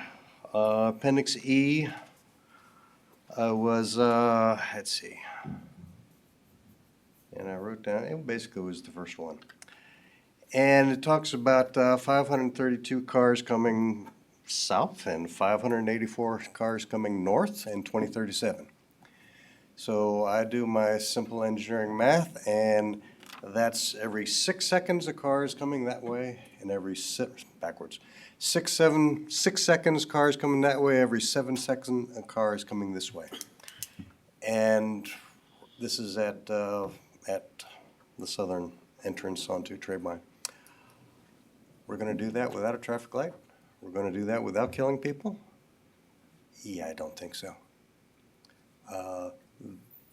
With this number of houses, we're going to have to look at that intersection. Yes, roundabouts. I hate roundabouts. They do slow things down. Traffic lights, yeah, I hate traffic lights too, but they do slow things down. Amber's kids walk through my backyard. I love them walking through my backyard. Oh, see him get it. We need to deal with the traffic that 100 houses is going to bring. Thank you. Thank you.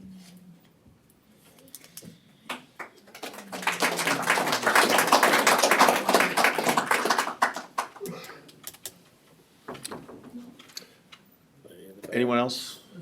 Come on up.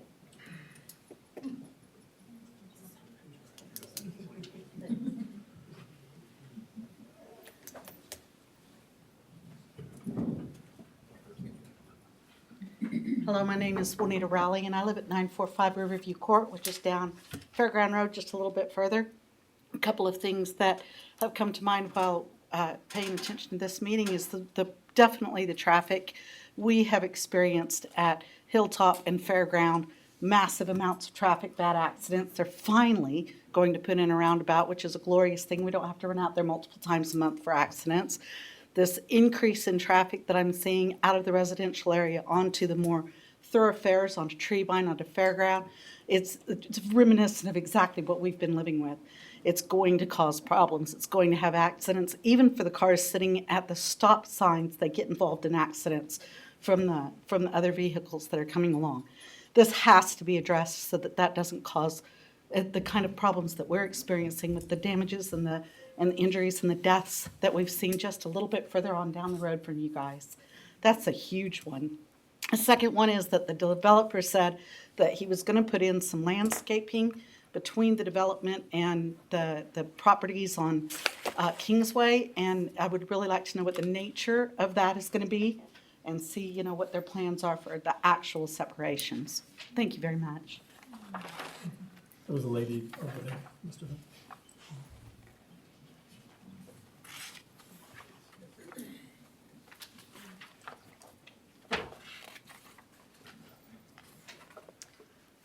I don't like public speaking, so I'll make this quick.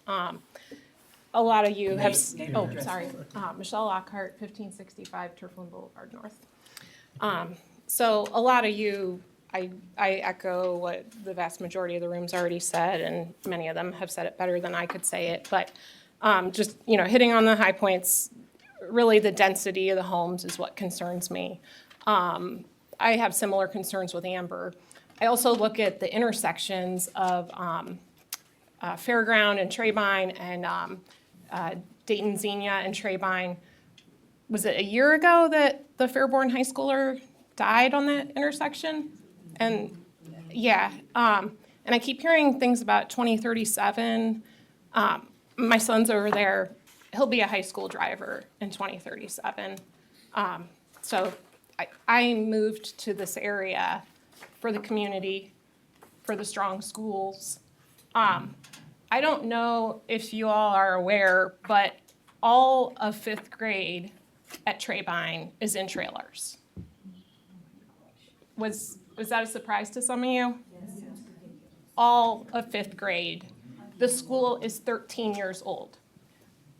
I do not think a levy will pass. They've been overwhelmingly voted down, and I understand that because all the costs are passed on to the property owners. And I realize I'm kind of digressing, but yeah, the schools, let me see, a couple other things people said. I agree with the, compatibility of the other homes. Like, will this neighborhood have sidewalks, right? What? Oh, sorry. But yeah, so really safety is a big thing for me. It's already hard to make a left out of Turfland. I don't know if you all experienced that. It's terrible, especially at 5 o'clock when I'm taking him to Kung Fu. Yeah, so I guess I just ask that you guys consider this as if you lived there. What would you want for your family? And I understand, something's gonna be there, right? But I think the density, the volume of people, kids, traffic, all the things, I just ask that you take that into consideration. Thank you. Thank you. Anyone else? Come on up, come on down.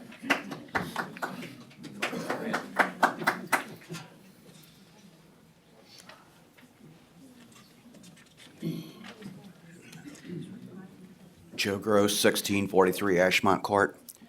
So I'm kind of new to this, but if I understand it, the 100 homes from 5 years ago is approved on all of the property.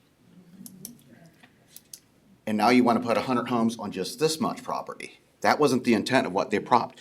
And I appreciate your honesty when you're like, well, no, they're not going to develop it, but they can come back. So thank you for saying that.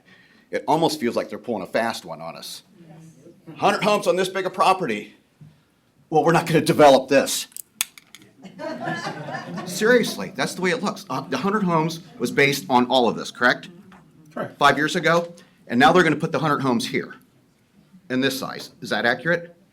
Right. Okay, that's what I needed to be brought out. It's the density, and they're cramming the houses in. And you're from Coventry, and it's a very nice neighborhood, just like Stonehill. Could you imagine if 5 years ago they said, we're going to approve 100 homes on this big a property, then 5 years later they're like, well, it's going to only be 100 homes, but we're putting it here. You would go, no, it was based on this much, because Coventry's really nice, just like Stonehill. Please consider that. Thank you. Thank you.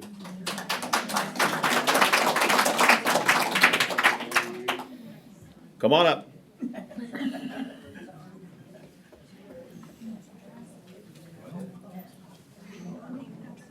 Is this the speaker? Yes, sir. William Ward, 945 Riverview Court. Hello, everybody. Glad to see you here. Now, I come from a place in Dallas, near Dallas, Plano, and it started out rural. There were cows, 2-lane roads everywhere, and I got to see the area that I lived in grow up and eventually convert to urban sprawl.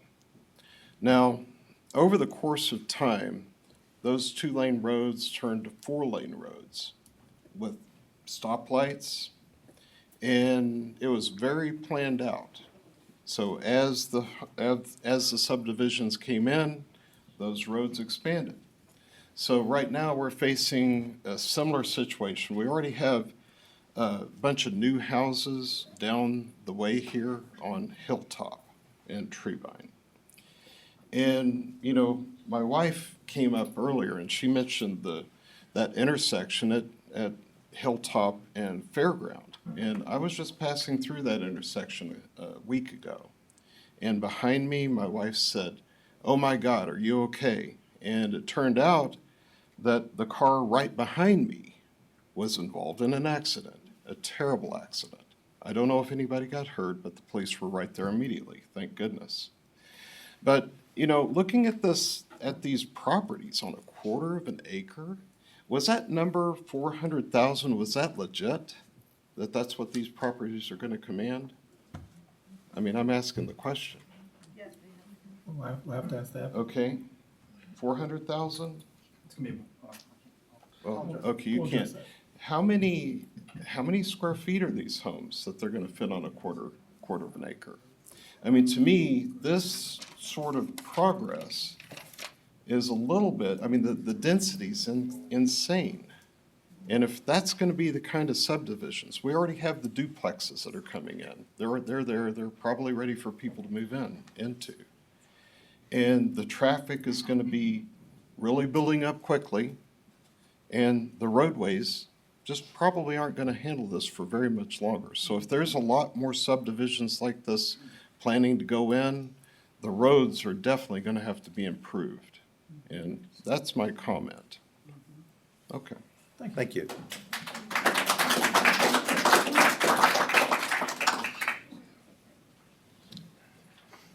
I'll go ahead and say it. Anyone else? Come on up.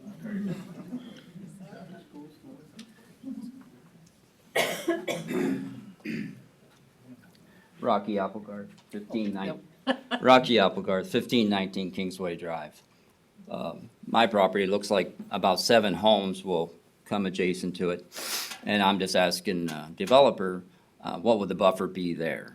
And as you mine dead ends, when you come off of Kingsway Drive into the field, my property is right there. You're the 2 long properties? Yes, sir. Okay. So you look at the top of that long gray strip is my property. As that curve comes into my driveway, I'm just asking for the developer as a buffer down mine. I know I don't have a development such as Stone Hill, but what would they be doing for a buffer for mine? Obviously, we know Kingsway Drive will be bonded or whatnot. That'll take the most construction traffic. But my driveway directly impacts right at the end of it. That's my question to the developer.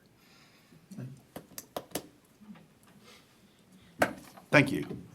Anyone else? I dare you.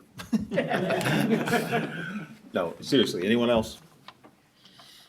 Okay, at this point, I guess we'd like to hear from the developer. Yeah, I think they've been making a list of questions, hopefully, and we'll see what some of those answers are, because I want to hear what those are. Do what?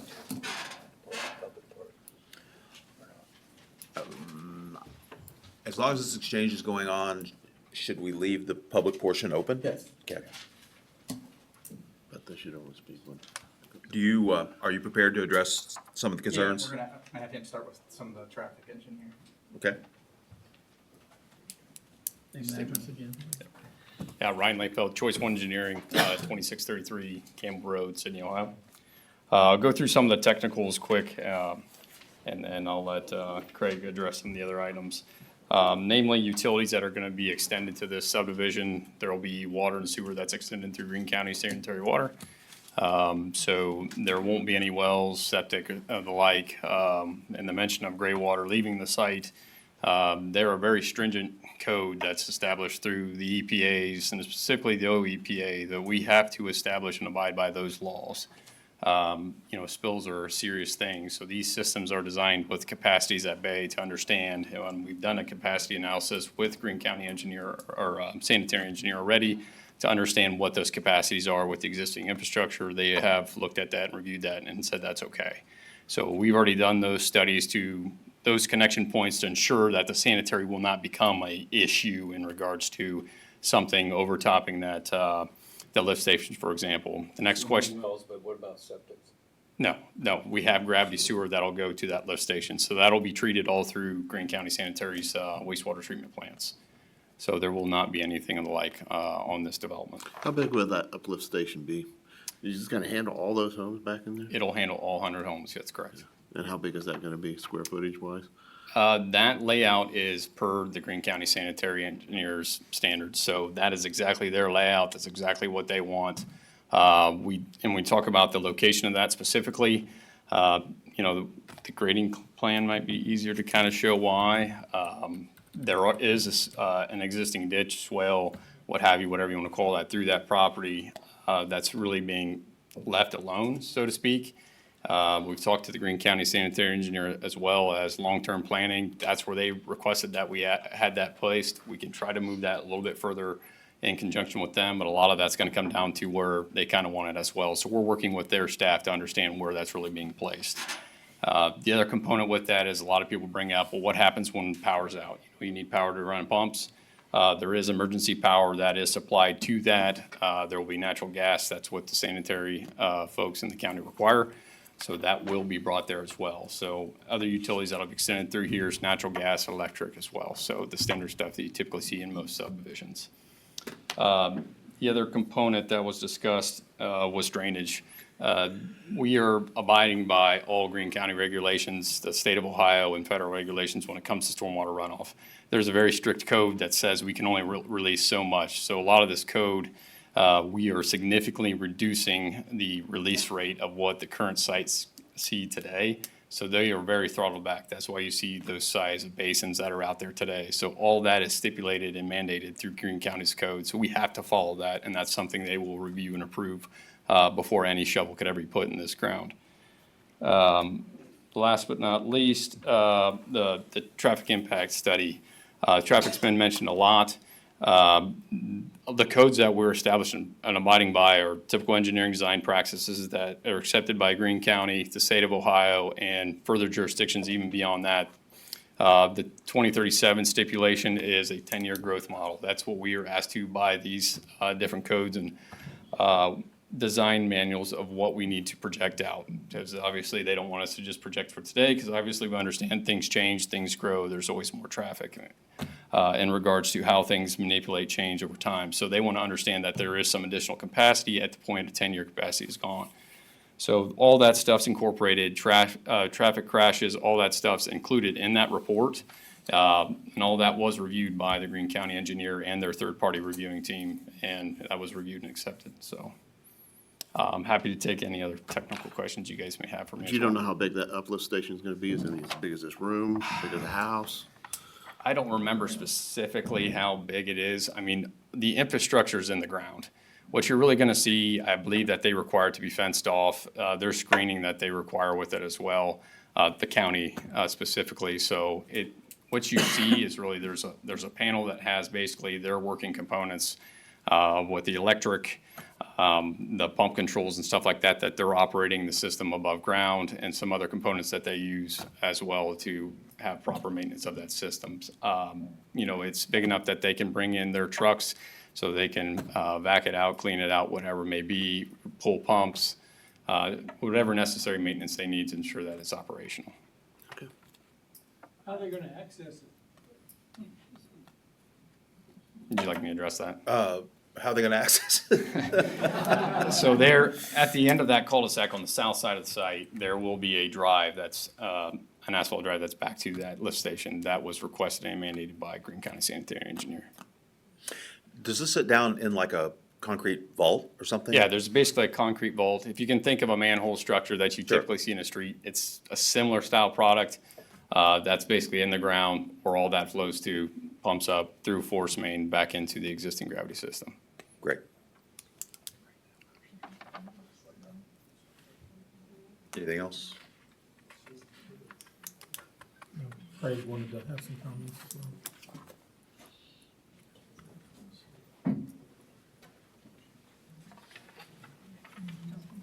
Craig Rassi, 4710 Interstate Drive, Westchester, Ohio. Like I said, I appreciate everyone's comments. I tried to make as best notes, and we'll try and address as much as I can here today. There was some, can I go up and point and speak loud? Is that fine? It's fine with the board. He wants to be able to point at the map. Is that okay with you? Sure. It's fine with me, Speak loud. unless there's an easier way to do it. That's your laser pointer? I do not. And you're gonna have to really yell from that end of the room. There was some questions about sidewalks. There are no sidewalks between the two neighborhoods abutting us. There is gonna be sidewalks in our communities. So on both sides of the road, there will be sidewalks to have people get off the road. On this side, I did meet with the Wetland Society. We are working, and once we have the survey and final plan, we will have some type of connection that we're working through with the wetlands to get over to this area so that you have a connection point, not just our community, that there's gonna be able to connection to get back to the walking trails and everything back here with this association. So just once we get, there's a lot here going on with grading and stormwater. So when we get to that next step, we're gonna figure out how that connection point would be.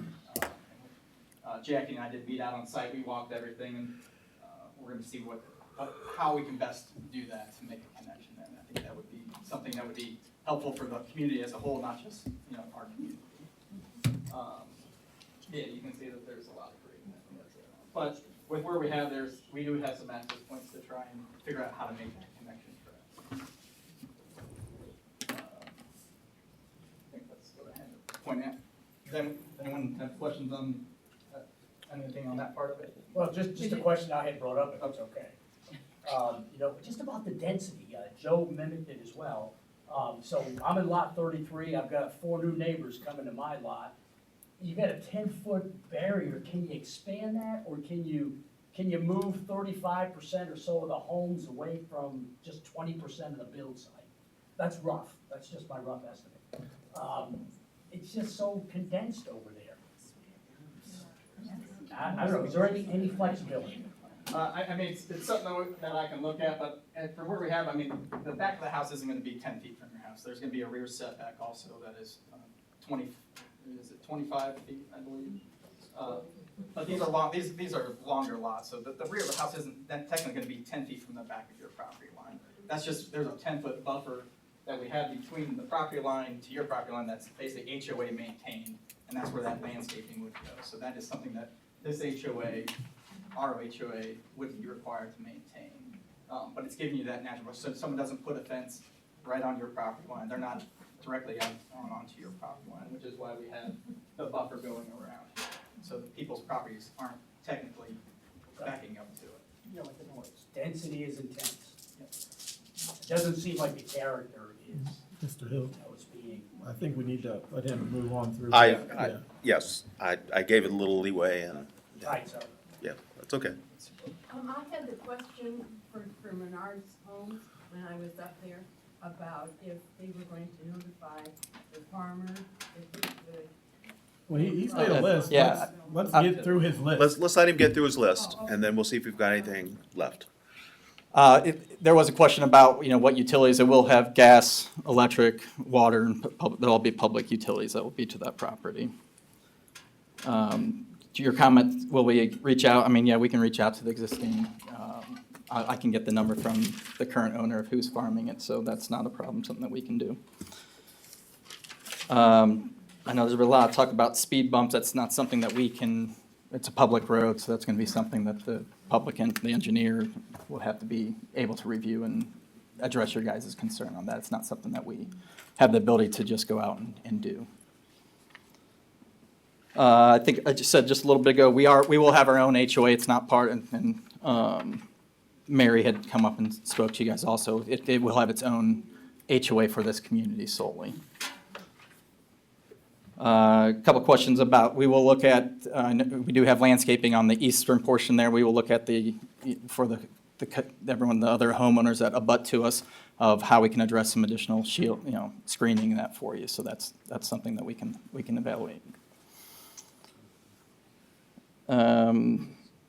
Jackie had some questions about with the wetlands of where the property line, where our property line will abut to it. We can figure out how we can do some signage and posting that that's private property and wetlands on that side. So we can work with you, Jackie. I don't know if she's still here. But I can work with Jackie on figuring that out with them.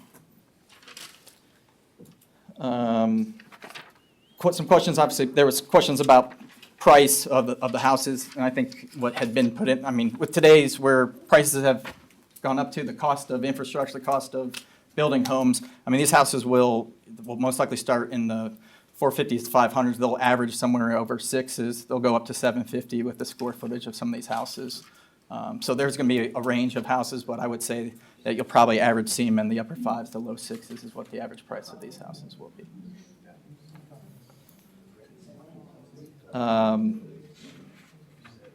What was the last? The gentleman at the end that talked about his driveway coming in, I'll get your contact information. We can talk through how your driveway would meet up to the property and our property and how that works. Because our road comes up and it does angle over, so there will be some type of a transition there.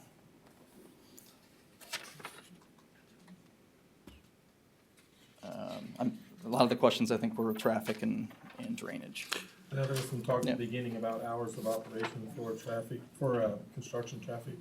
I know you didn't get a chance to address that, so. I mean, typically, I don't think that's a typical thing that gets put on a property. I mean, I don't know, is there one in another community in Beavercreek Township that we have? I mean, there's gonna be times that trucks are going in, dropping off materials and the work being done. But I don't necessarily think 8 to 5 works with, I think, public infrastructure, like for those timings is more, I think 7 to 7 is those hours. I'm not sure that, like I said, any other place has a restriction on it. You know, we're planning on trying to build houses, be a courteous neighbor and build the homes and then be able to have you guys, you know, be able to live in your homes too at the same time. On that private road that comes off Ankeny, do you guys have permission to use that? Because that's not a public thoroughfare, right? That's a private road maintained by the homeowners? Yeah, it's not a public road. Okay, so at this time, you don't have permission to use that, is that correct? I believe there's an ingress egress that's part of with the property with Mr. McIntyre. Depends on what you guys Right. bought. Yeah. Yeah, and we can have that conversation if we need to access it at all in the future and what we would have. But I mean, with where the station is and having its own drive, there really isn't much maintenance that's gonna be, you know, go down there. There was mention But of. we- Much like the farmer and what Mark does, and Mark Correct. chips in and pays Yeah. his shares. Correct, yes. Yeah, we don't have any problem with that. Because it's a driveway. Is there any other questions from that? I didn't There was a address? mention of a third access. What about the square footage? Square footages, yeah, we'll have houses from the mid-1600s up to the 4500. Those are ranches, that would be a ranch house. 1,600, all the way up to 4,500? Yeah. That's a huge variance. It is, but it's also to be able to have people that, you know, want to live and they don't need that space, that they're looking for a downsizing house to be able to not have all the square footage. So are you saying that these are garden homes? No. Um, I'm just saying that there's You're gonna have to address me. I mean, I'll give everybody a little leeway, but we So can't these have, garden homes, they're not, okay. I mean, Now, I mean. you can how many- define a garden how many home homes are anyway. in the $1,600 square foot range versus the 4,000 range? Like to understand. Well, he's told you that they may offer both. Well, I mean, I'd like to know kind of where that fits. Are they all So- supposed to gonna be? How do you do your homes? Are they going to be built as customer-based homes? Yeah, So, we pre-sell our houses, so customers will come in and select the house that fits their needs and what they want. So So you're not there's gonna- gonna be a mixture of ranch houses and two-stories, just as you see through your other neighborhoods. than a potential model home, there won't be any sort of go through there and build Cookie cutters. 50 spec homes and hope. No, people buy I mean, there's times that we might build a spec home to have it, because that's, you know, inventory that we have, but it's basically based off of, Same builder for all the homes. yes. Okay. So it's not gonna That's all I be can help you out. Yeah, I varying appreciate it. greatly. So, right. Some developments have a set number limit of the 1,600 versus the other higher square footage. Or do you put a limit and say, hey, we're only gonna build X amount of houses at the square footage, and once that square footage is gone, or if No, I 50 mean, people come in and we, want to build 1,600 square foot, you'll build them? no, we basically allow the public, the residents that are gonna come live here to customize their home. If So they, the if they want. HOA has no restrictions on the size or makeup? Not of the quantity of how many, like you can only do so many of this size. I think that's what your question was. I think his question was, do you limit, like you can only build so many that are 2,000 square feet, so many that are 3,000? I'm asking the question a little slightly differently. Does the HOA have any restrictions on the size of the home?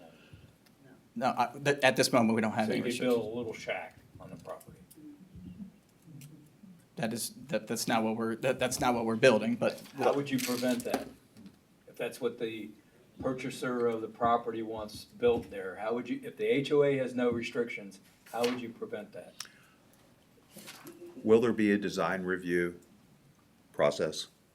Yeah, there'll be HOA, there's gonna be HOA documents, there'll be the covenants, all that stuff will be part of the, So you is have to it have a that completed subjective before it's recorded. assessment, or is there some, What was that?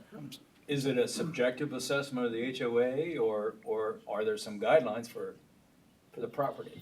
For the characteristic of Right. the HOA? Yeah, it's not, the HOA documents are not finalized at this moment.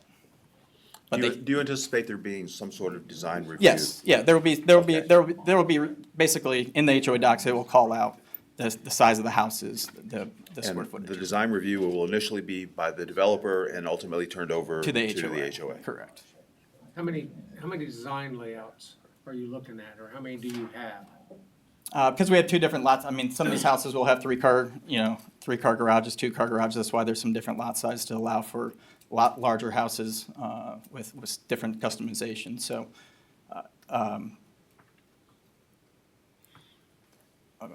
I apologize here, I was talking about the garages.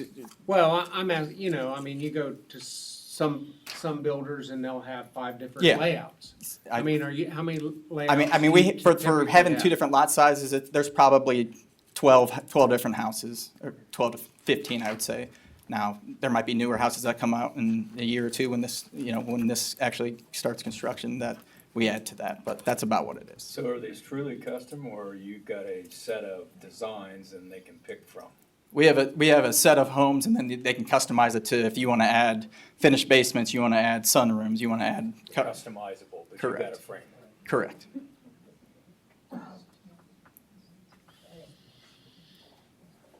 Go ahead. Regarding infrastructure, it was not addressed ensuring that our water table is not affected or our wells. That needs to be. Well, I mean, first of all, you can stay there. These homes will be on city water and city, or No, our county. homes. I'm Our sorry. homes. No, I'm saying that the homes that they're installing will be on county water and county sewer. Will any of your ponds, anything like that, affect the water table, to your knowledge? So all the ponds per se that we're talking about, all those are sealed with clay liners, so there's nothing that we're allowing to really come through. If water's coming up through, the wells would have ample water to be supplying those houses anyways. This development be on public infrastructure water, so it's not drawing down water either. To talk to the other cases in different parts of the county that did have those issues, it's hard for me to comment on that because I don't know all the extenuating circumstances. There could have been a subdivision that went in and somebody else, a manufacturing facility that did have a well that would have drawn it down. So it's hard for me to comment to know that situation. But In essentially, general, no, I don't typically ever see that being the case, unless most of these wells have natural springs that are right there by the property and their wells are maybe 20 feet deep. Outside of those cases, I haven't seen where wells have been affected by something that's established through public infrastructure. So the ponds are basically fed by runoff? Correct. Correct. Correct. And you don't anticipate anything? They will fill as it rains, correct? Yes, okay. Yes. Question? Sure. Are you anticipating, or are they anticipating that more county wells need to be dug to supply these houses with water? Because that's what happened with Stonehill. They had more wells over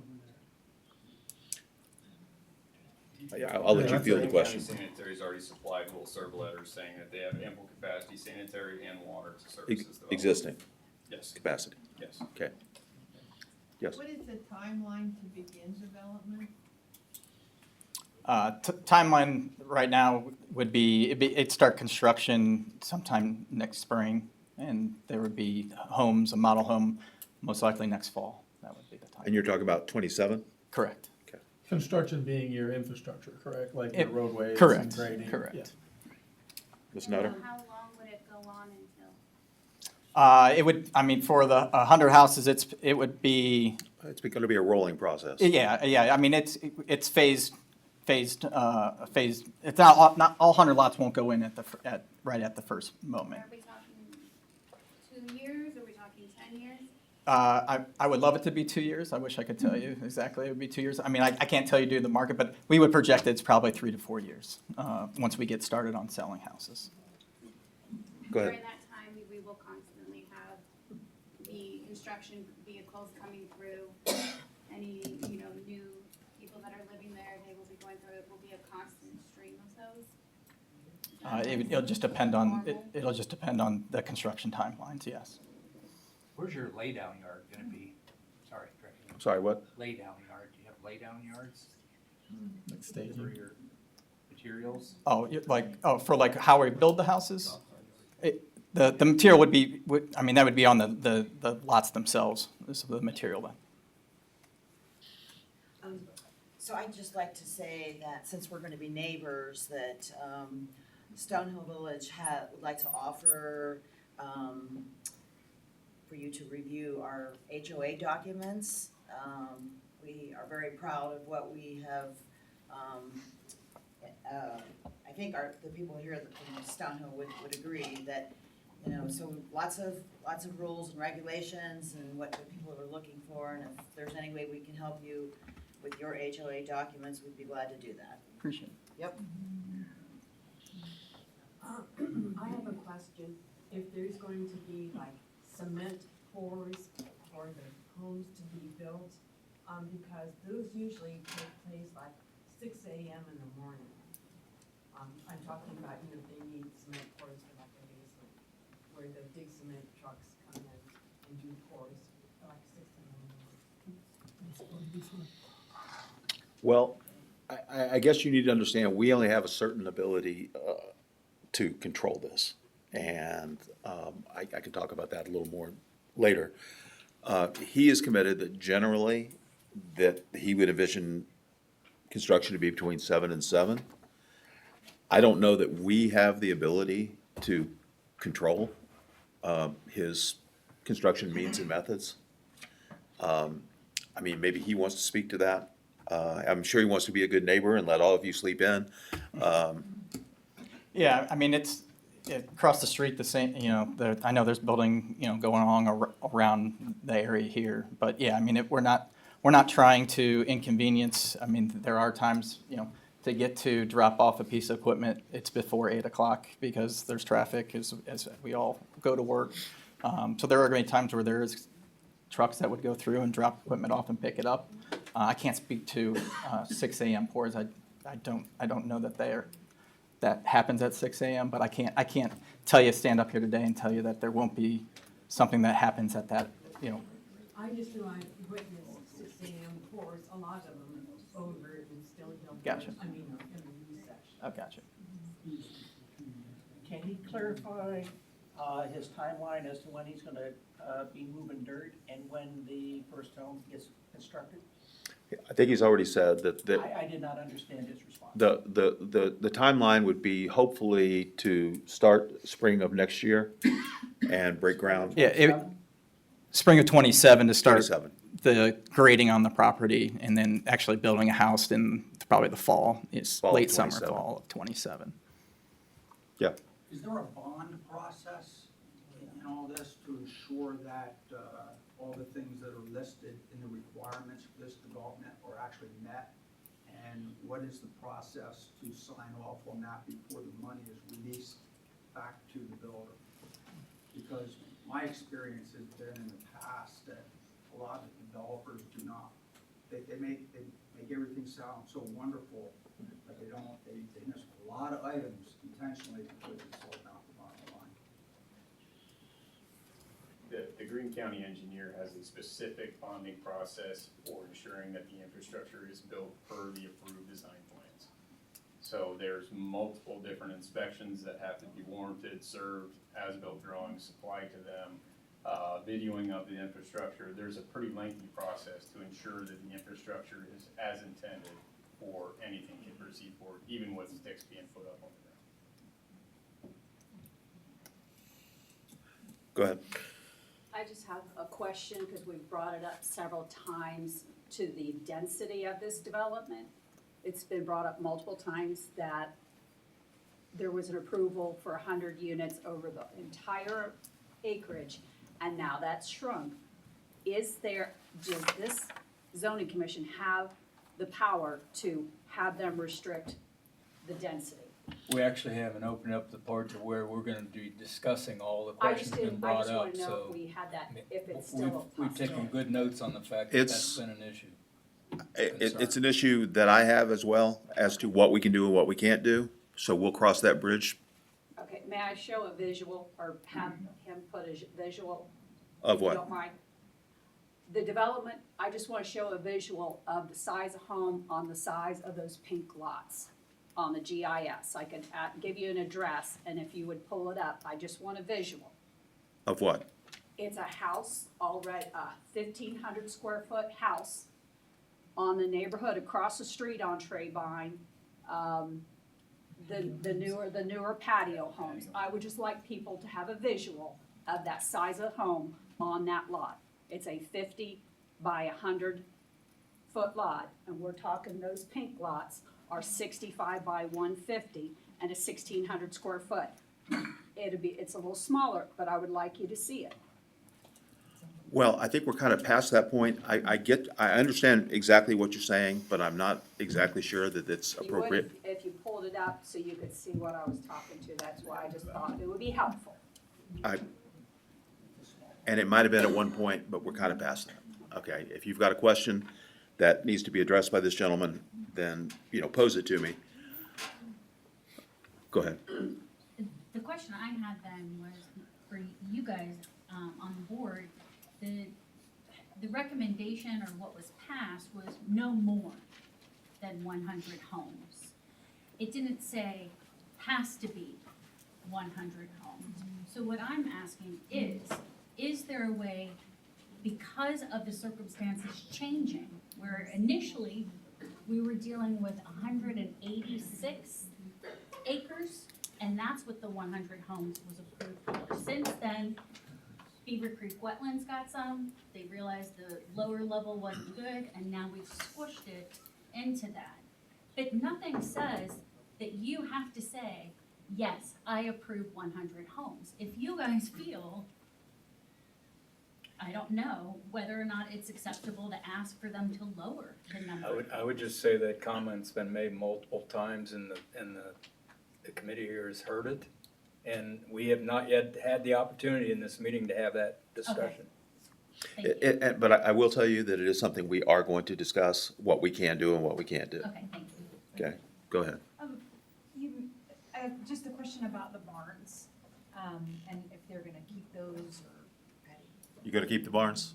There's a few of them right by the pump station that, plans is to demo those and remove those. You guys have been in them. I would like to ask the board, the township, who will be responsible, what will be the process? He mentioned that our neighborhood is a public road.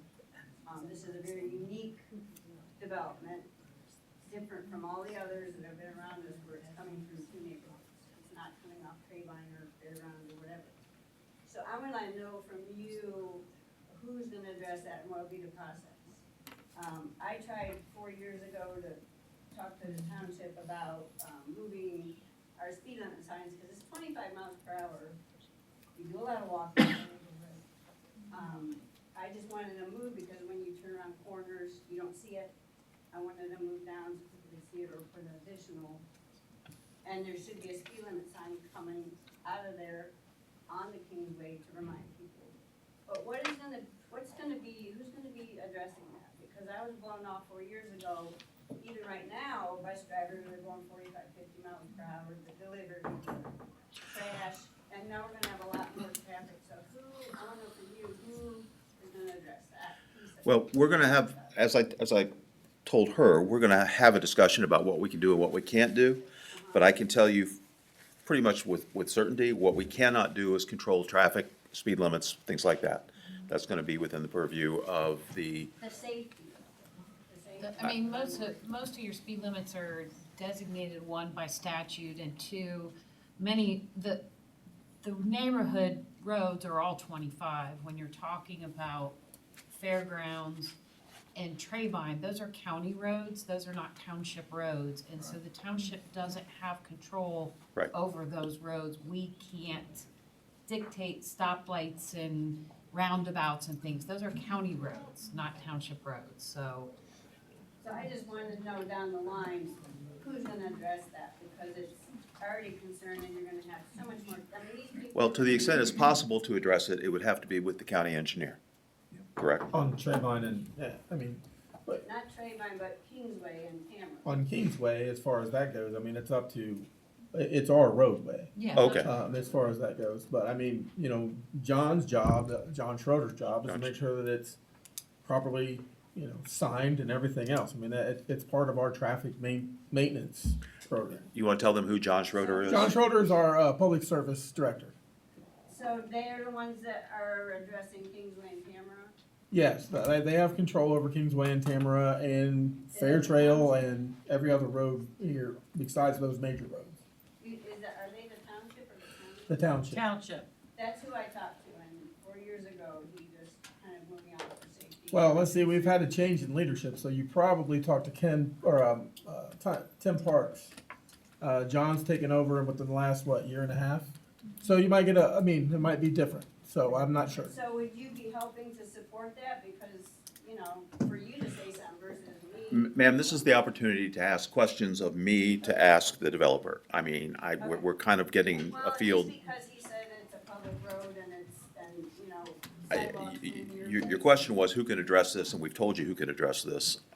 Let's move on. Go ahead. So there's been a lot of talk about the traffic impact study. The issue that I have is that it addresses the increased volume at all the major intersections. But I think what all the discussion I'm hearing highlights is the traffic study does not address at all the impact of increased volume on the neighborhood access roads. So I would like to suggest that a formal study be done about that with a particular concern to addressing safety. Especially during the warmer months. Not as many kids are out right now, but will be soon. I don't know if there's any model for that, to be honest with you. I mean, I assume this is encompassed within the traffic study. Correct. It's I not, mean, it's all just. It's within the scope of the traffic study. It is. For them to address how many trips and everything else are generated. But as far as a residential street, they're gonna call a residential street, whether it's 200 yards long or 10 miles long. They're gonna say it's a 25-mile-an-hour speed limit, that's the lowest you're gonna get, and traffic is supposed to maintain along that. And there's gonna be periodic stop signs, and there's gonna be, speed limits and that sort of things. Residential streets get treated totally different within the traffic studies, I'm sure that the engineer can tell you. I'm not a traffic engineer either, but all of our traffic studies, that's kind of the misconception with traffic studies, like we talked about a couple of months ago, is that they're not going to give you that information of how it affects the internal workings of these subdivisions. Follow on, if I may. One of the conditions earlier on was looking at the impact of this development on the local communities. And I would submit that not looking at how. We're not on point here, okay? I mean, we could be here till 1 o'clock in the morning. We had a comment section, and now we're at a questioning section. So let's confine it to that at this point. I apologize. Is the Greene County engineer an elected position? Yes. I'm sorry. Go ahead. Does somebody have a question of this gentleman? I have a question. The average home in Xenia for a 2-bedroom, 2-bathroom is 2,000 square feet. And they're trying to say this is coming in as family homes at 1,600 square feet. They have no family amenities as of yet, and the home is going under, around 1,600 square feet. Is that really for families? Do you understand the question? Yeah, I mean, it could be if 1650 could be to anyone. It could be to a divorcee, it could be to a family, it could be to anyone. So, I mean, we don't restrict who we sell, we can't restrict who we sell our houses to. So it can be to whoever is wanting to buy the house and customize it the way they want. So I want to make sure that the homes are not going to make property values go down and look like similar to a trailer park? Well, now we're commenting again. If you've got a question of this gentleman, please confine whatever you have to questions of this gentleman. We all had an opportunity to talk. We've moved on to the next chapter. Thank you. Go ahead.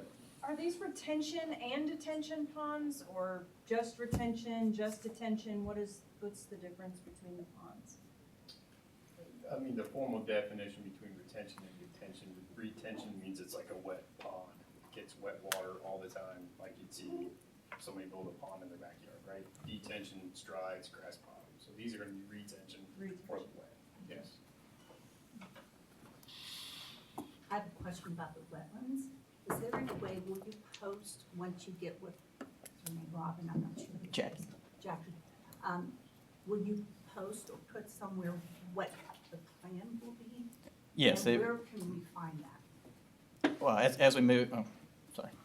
Go ahead. As we move through the next process, these processes, that will then be posted for the final, the final concept. With the wetlands? Meaning the connection point? Is that what you're asking? Is your question about the connection point? Because we're on Heatherwood, and the Dave Nolan, Mhm. which we did not realize, is connected to Cosar. We didn't know this was happening. Now we have traffic on our road. And I walked, and I've almost been hit twice by people coming in to wetlands. That's why I'm concerned about your access entrance points, if it's gonna be by our house, where? So that's just my concern. Where it would come through our community would be that where you kind of see the dark line in the middle of there going to that. Like through the blue? Well, that's not the connection point. But that's where, We're at the top. Is that gonna be a walking or a driving trail? This is a potential one avenue, there's depending on grading, possible connection up at this point, but this is where it would be coming through, is right there. So you're gonna connect it to, We're working with Jackie to figure out what the best place so that they could connect into it, so there is connectivity. can we have input at all? It- We need the community with, we got a lot of traffic now. We didn't. It'd be something that I'd have to take up with Jackie, with Jackie. Okay, thank you. Yep. Do you have a question? Yes, to pick up on what you were about to ask about a half hour ago, have we exhausted all the possibilities of a third point of entry into the development that would be a main point of entry where we wouldn't have to go through residential neighborhoods? I assume you heard the question. Yeah, I mean, there isn't, we don't have another mode of ability to get into the community without going through those public. Was a third access discussed in front of the trustees at the initial I zoning? wasn't part of that Okay. conversation 3 years ago. Okay. Any other questions? I don't know if it's when a lift station gets old or it's not well maintained, but when you look at, just Googling it, it says they have a smell, a sulfur smell commonly. How is this smell managed by the developer? Lift stations smell, generate smell. Yeah, a lot of how these are designed, smells happen over different occurrences. Really, it just depends on how long that waste sits, right? And how long it's in that force main. Really, that's what causes a lot of that smell. We have a short force main run, and this will have continual flow once this has that full build out, that you really shouldn't have that. Those systems are really designed to try to eliminate it. There are other processes that we could incorporate with this if it becomes an issue for whatever reason, it's not foreseen at this time, that can be incorporated and added to that lift station. Thank you. Yep. If there were improvements to be made on the access roads that exist, would the township have to pay for those improvements, or would it be part of the project? If you have a question for this gentleman, No, that's what I'm saying. well, he's not gonna know whether the Are they township, prepared to make it right if it's needed? I guess the question is, if repairs were necessary as a result of your construction, are you prepared to take care of those? Yeah, I think the question was, yeah, I mean, the gentleman's name's Mike. John Schroeder. That, yeah, I mean, I'm open to meeting with him to understand, you know, what the concerns of the existing public roads are, that we have there and what those look like currently today. But as we said before, there's snow plows, there's other trucks, not just us that'll be accessing those roads. But yeah, I mean, if there's something that occurs due to, you know, us damaging it, and that, I mean, that's what a good neighbor, no different if someone comes on our property and it's someone else that damages ours, that we'd expect the same thing.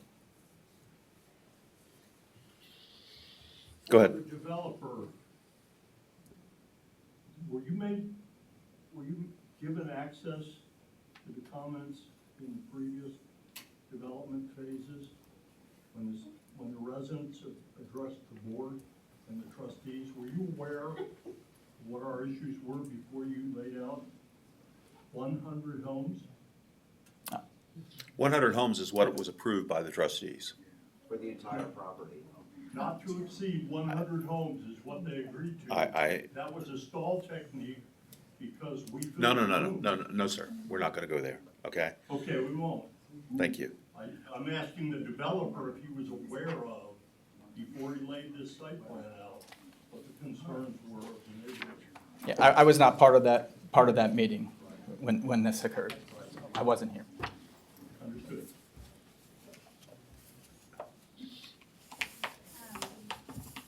If you would put up like a model home, with your model, where would the model homes be? And also, when people do come to purchase the lots and the homes, do you have a specific area that you focus on first and develop that area before moving on to the next? Or do you have it all open where they can pick and choose where they would? Are you gonna develop in phases? We'll develop in phases, so we'll have a model. What would that be? Do you know? Yeah, it will, this will be phased. I think there was. There's a phasing plan. There's a phasing plan in here. This, you just passed Can I it. pass it? Sorry. That bottom right quadrant is phase one. And that's where the model home would That's where the model home would be. Phase two goes north and make the connection. And then phase three cuts over to the west towards the larger retention pond, and then the final phase would, and some of those could be done at the same time, but that's just kind of how it's laid out in different sections. Okay, in the back. I've got two questions. One from the developer.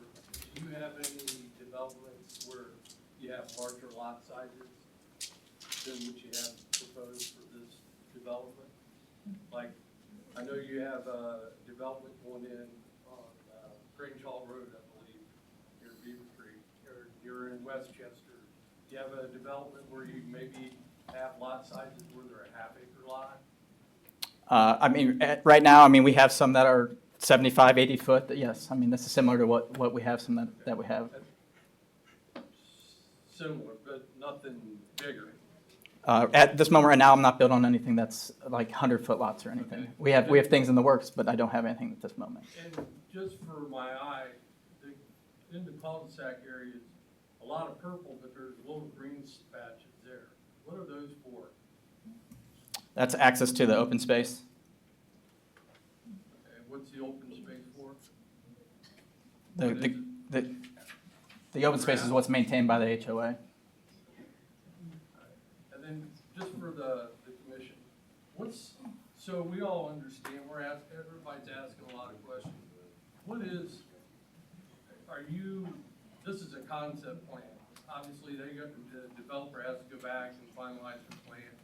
What are the steps involved after tonight? You guys meet? Is there another public We're a recommending board. We absorb all of this and we make a recommendation. The recommendation would be either to approve the plan, to not approve the plan, or to approve the plan with conditions. It will then go to the Beavercreek Township Board of Trustees, who will similarly either approve it, deny it, or approve it with conditions. But when you guys approve or disapprove, is it? We recommend. Concept plan. It's this Well, plan. It's I'm this sorry? plan. Yes, It's this plan. yes, it's this plan. It is the site-specific plan. I have a question. Is it possible that a potential buyer can buy 2 of the pink lots or 2 of the purple lots? I think, I mean, I think they can buy all of them if they want. I think she's inferring to build one house. Build on two one lots. house, three lots. No, I mean, we buy, I mean, we're selling a lot to a person to build a house on it. I mean, we haven't sold a lot to just hold it, like to someone. I'm not saying that couldn't happen, but, it's to build a single house on one lot. I think what she's asking is, can somebody buy 2 lots, combine that Oh. into one lot It- and build a house? I think that would then have to go, it'd have to go back through it'd have to go through a variance or a zoning to change that into one lot. You can't. Have to go back to plating. Correct. Over in Stone Hill, we pay HOA fees for our walking trails and our playgrounds. What will the developer do to preclude a migration of children out of their subdivision into ours, using our playground equipment, using our walking trails? I was just asking what amenities are coming in your subdivision. Yeah, our connection to the, I mean, our amenities right now is the connection to the wetlands, the walking trail is what our plan is, to have walking trails in our community, so. And the playgrounds? We're not proposing to have a playground in our community. And then that's gonna impact us. But there's nothing that restricts the HOA that's established from putting a playground in one of the green spaces that are under HOA control later, right? Right. Our playgrounds are under HOA. Correct, but this subdivision, once that HOA is stood up, they could do whatever they want in the green spaces by adding a playground or whatnot. We just don't want them, being migrated over to our playgrounds. Sure, I understand. We don't have a way of closing the border. Is that what you're asking? Oh, I would. Yeah. Go ahead. You know, I really don't want to ask this question. Then don't. Like I'm not with the bone here. But I'm seeing like space for about 86 of the smallest homes that you offer. I mean, are those what's the maximum size on those quarter-acre lots of a house that you might put there? On, On the quarter-acre lots, I count about 86 of them. So is that going to be limited to the smallest footprint home? about quarter of the lots are the larger ones, but no, I mean, it depends on which person the person picks. What size are the smallest lots? They're 65-foot wide lot, 65-foot wide. So how much of an acre is that? It's 65, what is? It's .224 is the smallest one. Yeah, it's a quarter acre lot. So it's a quarter acre, so the smaller lots are a quarter acre, you can put a 4,000 foot home on. It fits a 50-foot wide house But most by likely, 60 to 65 feet deep. the smallest home going on that, most likely. No. Okay. I mean, once again, it's what the person selects, but I mean, if you drive through other communities here, you're gonna see the mixture of different houses. Do they have the houses they plan on building for us to look at? Yeah, it was part of our submittal.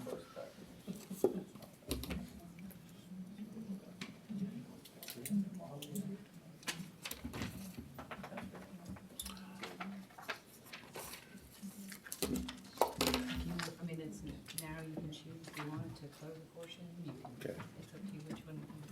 I'll allow one more. Go ahead. Just to expand on his question, setback on my lot? It's, It's 25 front, 25 rear, 7.5 on the sides. 7.5 on feet. both sides. So potentially from me to him down there, that's my neighbor's house. I'm in my house, and that's the side of his house, 15 foot away. Correct me, engineer. It's, my understanding is 15 feet as proposed. 7.5, 15 feet. It is. Drive around, you'll see it everywhere. And I'm not sure. And this is gonna be the last question, by the way. I'm not sure if Andy can answer this, but kind of going along the density, does the township fire department have a code for the distance between the exposed houses? Like, does that meet that? Not, no, the answer is no. Correct. I mean, it's set by they're built into the Ohio Basic Building Code of distance between structures. And I'm not exactly sure what that is. Is it 4 feet? It is all building code related. Yeah, it depends on how it is is it a protected structure, how it's built, what it is, it all depends, but, that's very typical here within the township in our newer subdivisions is to have that 15-foot spacing. Sometimes it's 5 and 10, sometimes it's 7.5, 7.5, but it's very typical to have that spacing. Okay, with that, I'm gonna close the public portion of the hearing, and which would take us to the discussion among the zoning commission. If I'm doing something wrong, you'll tell me, right? No. Okay. You guys can deliberate now and still ask. I would make a statement though that the public section is complete. So when you guys are deliberating, the public section is complete. So there'll be no more. Yes, the public section is now complete. Developer, yes. Stay seated. Thank you.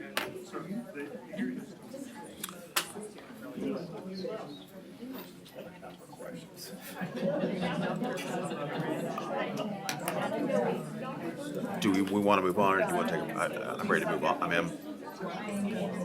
move on. I think we just need to ask people to be quiet and leave the room so we can discuss. I'm getting ready to retire. Please, you're welcome to remain, you're welcome to go, but we need quiet, okay?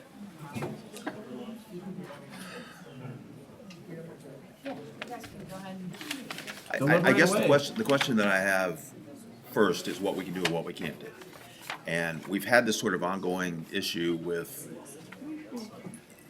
sometimes the trustee will determine setbacks and density. Sometimes they'll just say, here's the absolute number of houses. 3 of the primary characteristics of character are going to be total number of houses, the density, and the setbacks. Did they, I haven't read the legislation, I I mean, believe the legislation's in effect, but I don't believe setbacks were set. They were not. They were not on this Okay. one. So, I mean, typically you would look at what our standard setbacks are in the residential, zoning district. and what are they? I mean, they vary depending on the zoning district. The smallest ones go down to, the 15 feet generally between houses is pretty much standard. Let's see, we have Standard or minimal? minimal. Minimum. But, in terms of the density has been determined by virtue of the 100 homes. I mean, density is calculated based on the total number of acres and then the total number of. The total Houses. number of units Houses. divided by the Yeah. total number of acres. So It's that's- raw density. And just for what it's worth, and just so you understand, again, this is a two-part process. Originally, there's a legislation that comes through us, goes to the trustees. It's already been passed. We have a PUD in effect. In some instances, they have set setbacks. Some instances, they've set density. In this case, they've set density. We don't have a setback requirement from the trustees, but to those who would like to have 25 houses on the property instead of 100, I know the trustees didn't say that you have to have 100, but they've permitted 100, and I don't think it's with our authority to say that you can only have less than 100. Right, because the legislation allowed up to 100. And nothing restricted the size of the lots, size of the lot, building the lots. Correct. Now, is it within our authority to do That's the that? question. To, So there is and this is deeply rooted in my concern, which is shared by everybody that spoke today. And it's about having the characteristic of the community that you bought into being perturbed by the characteristic of a neighbor that's now moving in that doesn't share the same makeup and character of the community that you've spent your life, creating or whatever. So part of, and this is gonna be both a statement and a question, right? So it's been previously approved for the number of units, for the total acreage Correct. of this parcel. And no one anywhere along the line, other than now, because we have a site-specific plan, ever had a discussion or a dialogue about how that was going to be laid out in the parcel, right? So Right. the density of 100 units for this entire acreage is something very different from saying we're gonna take a portion of that and put all that 100 units in that one small portion of the overall acreage. And so a part of the zoning regulation talks about character. It talks about what's abating the property that you're now, bringing in a new unit to. compatibility. Yeah, so in my mind, there's a concern and there ought to be a dialogue and discussion, maybe even a stipulation we put in our recommendation that suggests that the builder go back and look at how this property can be closer aligned to the characteristic of the adjoining property. Which one? Right. And 'Cause by you have a huge characteristic, you difference just mean between the lot two. size? Good point. So which of the adjoining properties has that kind of a density built up in the confined area? Well, I mean, the Stonehill Village homes are down to 0.3 acres. I mean, there's some in there that are probably Okay. 0.3. That would be closer. Yeah. Or maybe even less, I don't know. On the other side of It Trayvine. depends on which part of Stonehill Village. And I then mean, the obviously product's the ones changed. to the north are 1 to 5 acres, right? That's Yeah. significantly different. This size lot is not unprecedented in the township. No,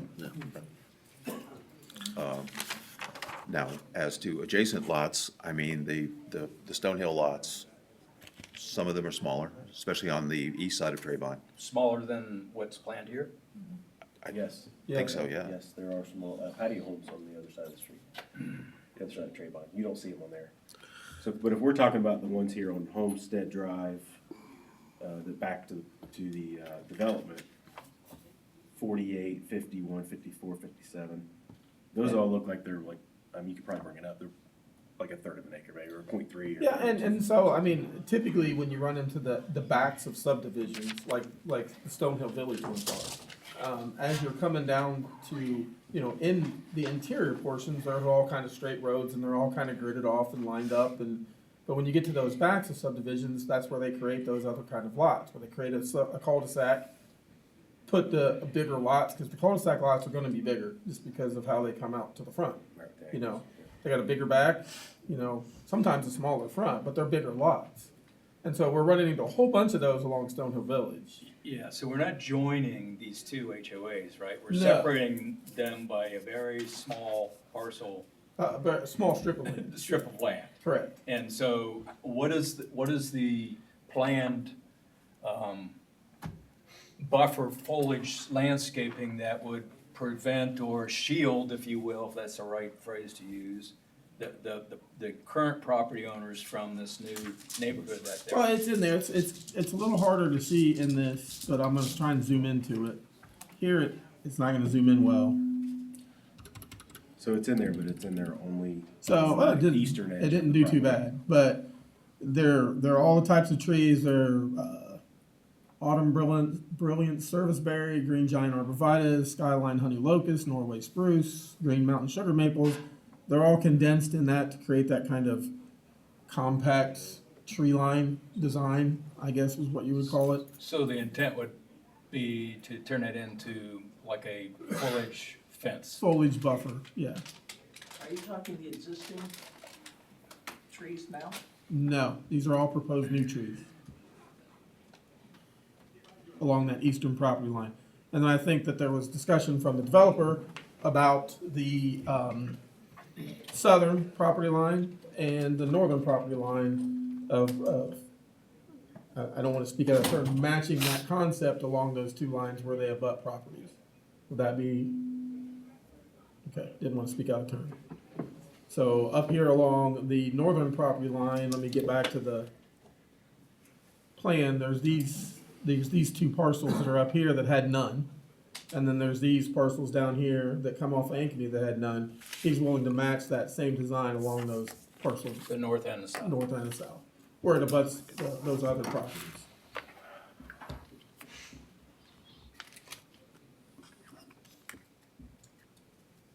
So are these all things that we should be writing down to Well, send that's a forward? condition. Yeah. A condition that we. Yeah, we'll have to, yeah, and if that's one of the things, you know, You guys wanna see, you can make that. make that part of that condition.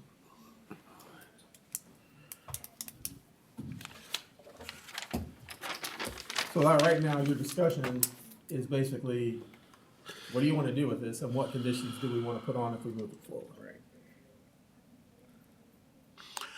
But we didn't answer the question. Does this body or does do the trustees have the ability to mandate a minimum size of a lot?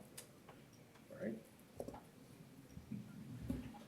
Because what was approved, it was approved for, 100, whatever acres, up to 100 homes. It didn't say I believe, 117 acres, 100 homes, minimum of a half acre lot. or as something always, like I'm that, gonna right? defer to legal, but. Well, that's my question for And her. here she is, but the problem is, and this is why I'm advocating, you'll see things come different in the future, that a lot of these things should be taken care of at that first phase.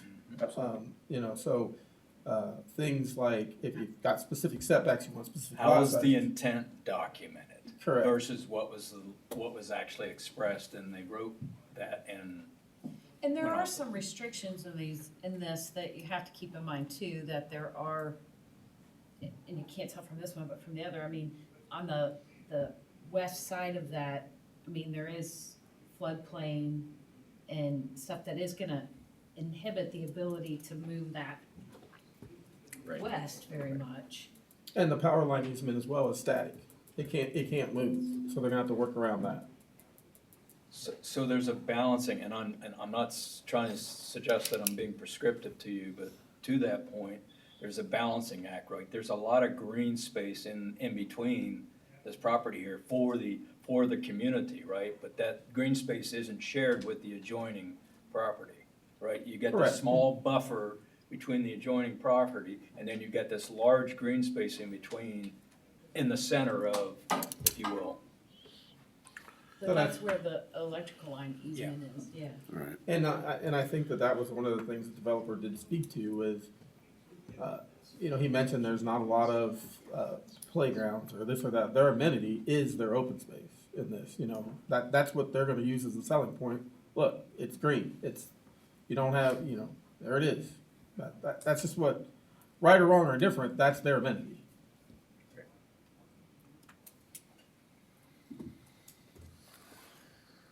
Anyone else?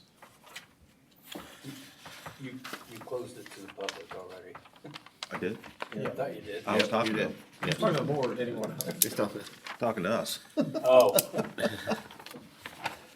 You were looking out there when you said it. His neck just doesn't bend that far. Obviously, I got some concerns around the traffic, just like everybody else does. There's a lot of homes going in there. I wish there was another way to go out. I don't know what we can do about that. But I don't know what we can do about it. I've asked see if there was some wiggle room somewhere, but there's just nothing there. I don't know, yeah. And unfortunately, at this phase, we're kind of locked to say yes or no on that. I mean, So, Go ahead. you were gonna answer his question. you were gonna ask me.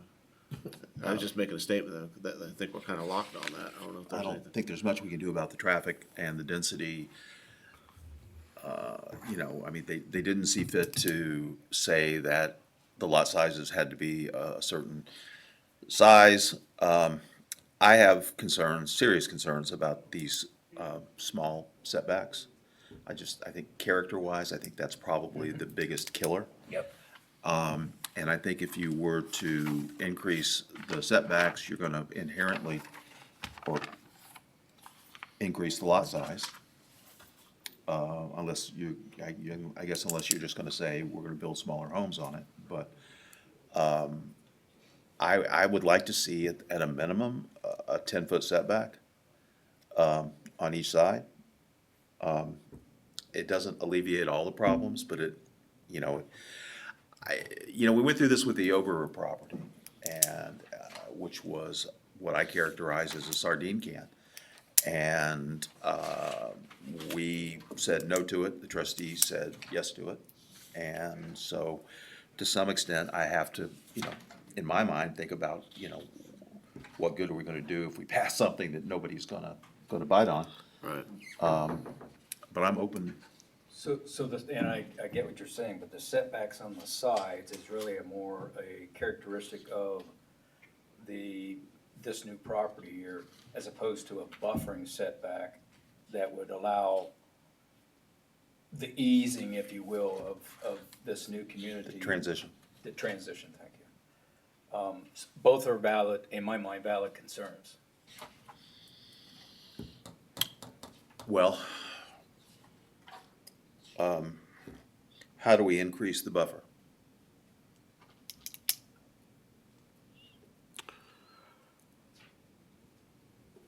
I think there's gonna be a problem with increasing the buffer too much because we got those power lines to deal with, right? So I think there's only maybe I'm wrong, is there's only so close you can go to those power lines, right? Because So you that's gotta have- one of the reasons why you we gotta have an all easement. that green space, is because of the power lines. Yeah, that's one of the biggest. I would say so, yeah. So there's a couple of things you run into with design standards that they're gonna run into at the next level that we don't see at this level.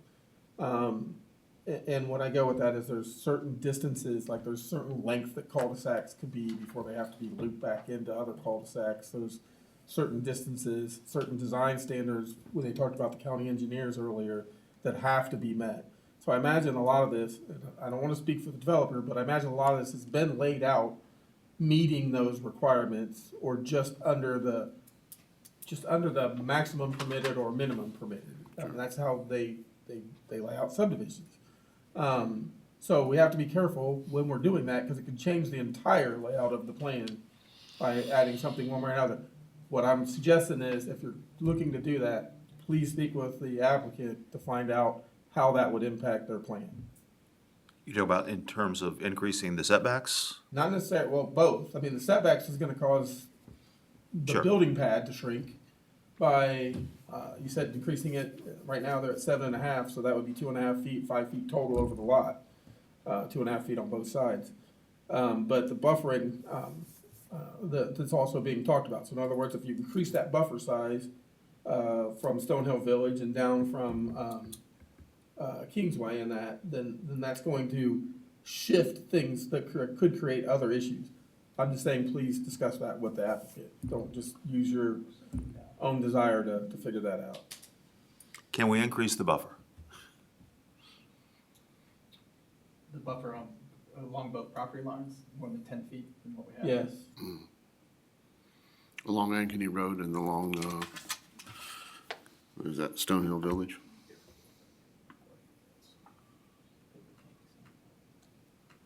Part of the issue that we have, if you put the topo up, is where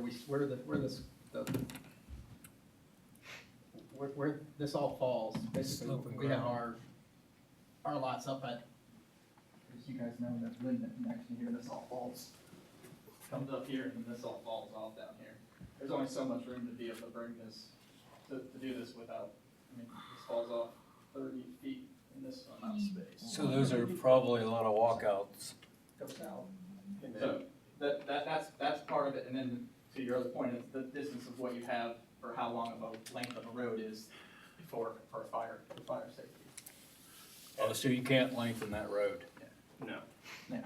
that meets the maximum Greene County standard. Even by, the major design.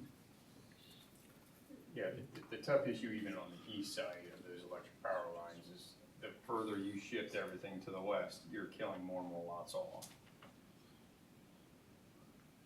So if we were to require a larger setback, Andrew?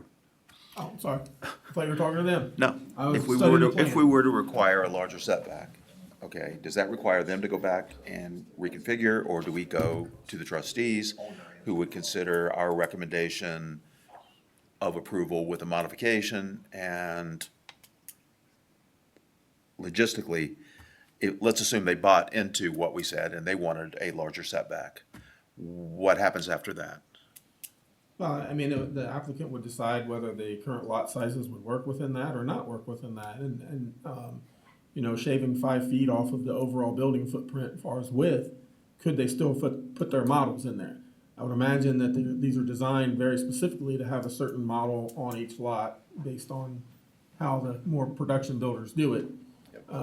But if that recommendation were to come and the trustees were to uphold it, that would either force them to fit within that guideline or make a redesign and have to remodify their plan, And bring it back through? potentially. Yeah. Or, you know, I mean, at the trustees level, they can say, look, we're gonna uphold that 10-foot setback, and it causes them to do a redesign. They have the ability to, at that point, table it and say, well, bring us the new design back. So they wouldn't necessarily have to come back through, they could do it within that process. So clearly, there's a business model to maximize the number of units, right? Which is why you were given the opportunity to build 100, and you're building 100. And you fit 100 in there, you probably couldn't put a 101 in there if you tried. Not on that, not Yeah. on where we're at there. So if we ask you to do a pushback of an additional, you know, to 10 feet, and/or add setback on the sides, you're gonna have to reduce the total number of units, right? Totally insert the size of the house you can fit on the property. Could take away third car garage that you couldn't put on the house. Unless they can strip it from the green space. You know, coming in closer to the power lines, or taking care of some of the other green space there that's not. Affected. Well, I guess the other question is, are there any other I mean, I brought up the idea of, I'd like to see the setback increased. Are there other modifications based upon what we've heard tonight? With the understanding that we can only control what we can control. We can only do what we can do. Is there anything else that y'all want to talk about in terms of, are you for it? Are you against it? Are there other modifications? I was gonna bring up one of the folks brought up that in the meeting in 2021, that it was talked about a 30 egress point. And it was recorded that was gonna be a condition, and then it disappeared. I just didn't know if we had the ability to validate that comment. It's valid. It's Yeah, valid. it's valid, but I don't know the circumstances around that.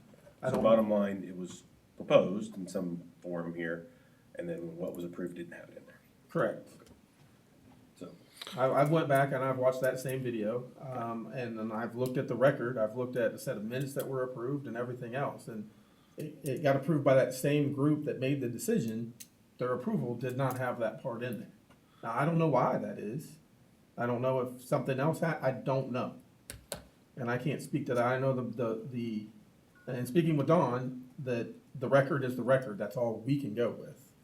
I can honestly tell you, I don't remember. I mean, I'd have to go back and look at the video and have to look at the video when the minutes were approved.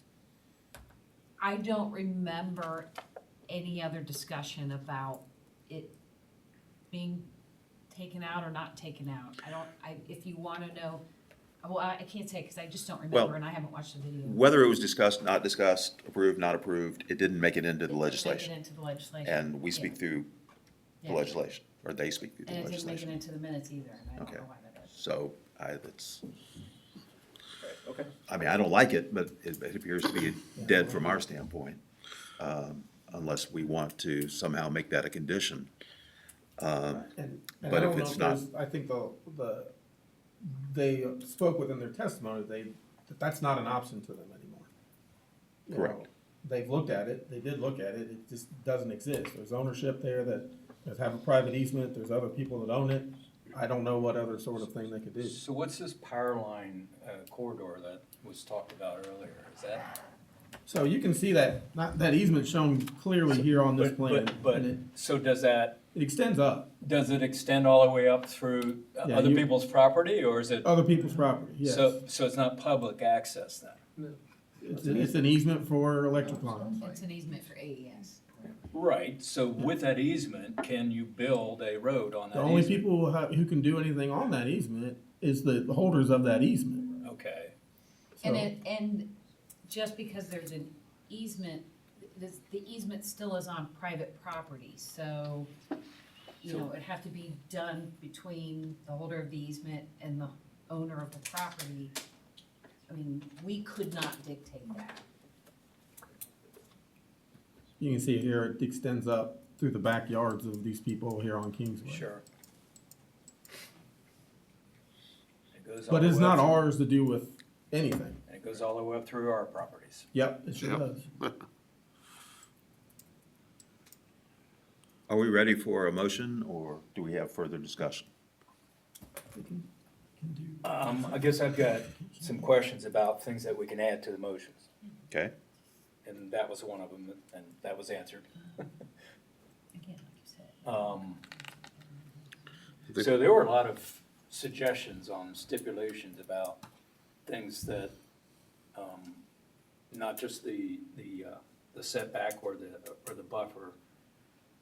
And some of this is maybe under the control and some of it's not. Now, you're gonna put sidewalks in your property, right?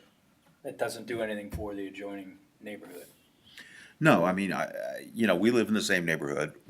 Our developer, for whatever reason, chose not to put sidewalks in, and we chose to buy without sidewalks. So, not much anybody can do about that. One of the things to make clear, I don't know if it got clear before, Stonehill Village does have sidewalks. Yeah, correct. Okay, so it's the. It's the one to the north, Kingsway. It's the older neighborhood towards the north, yeah.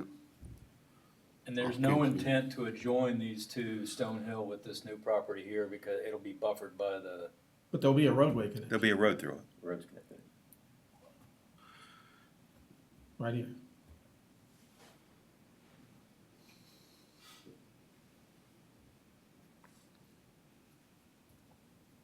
Oh, I see that now. How did I miss it? Okay. I think that when we go to make a motion, then we need to make sure we're including what was on the staff report as well. Do what now? When we go to make a motion, if we're going to approve it, we need to make sure that we incorporate what was on the staff report as well for the recommendation. It sounds like a motion or. No, I'm not making a motion, I just don't know which way this is going. I'm ready. The area labeled as undeveloped. So right now, the staff report has addressed all what they were supposed to come back with, right? Correct. And then has recommendations and conditions, so that's from the staff for us to consider sending forward to the board of trustees, right? Correct. So do we wanna add conditions that we've talked about? And then do we do that before we make a motion, or do you make a motion? to You add make that conditions? as part of the It's motion. part of the recommendation. So, for example, you could make a motion to do whatever with the staff recommendations and conditions 1 and 3, or 1, 2, and 3, and then also in addition to that, whatever you discussed this evening that you want to place on it. Well, to the extent that recommendation number 1 is that the area labeled as undeveloped space be further defined, how do we do that? Well, it was defined by testimony this evening, so that, I mean, you could take one and say that no future development may take place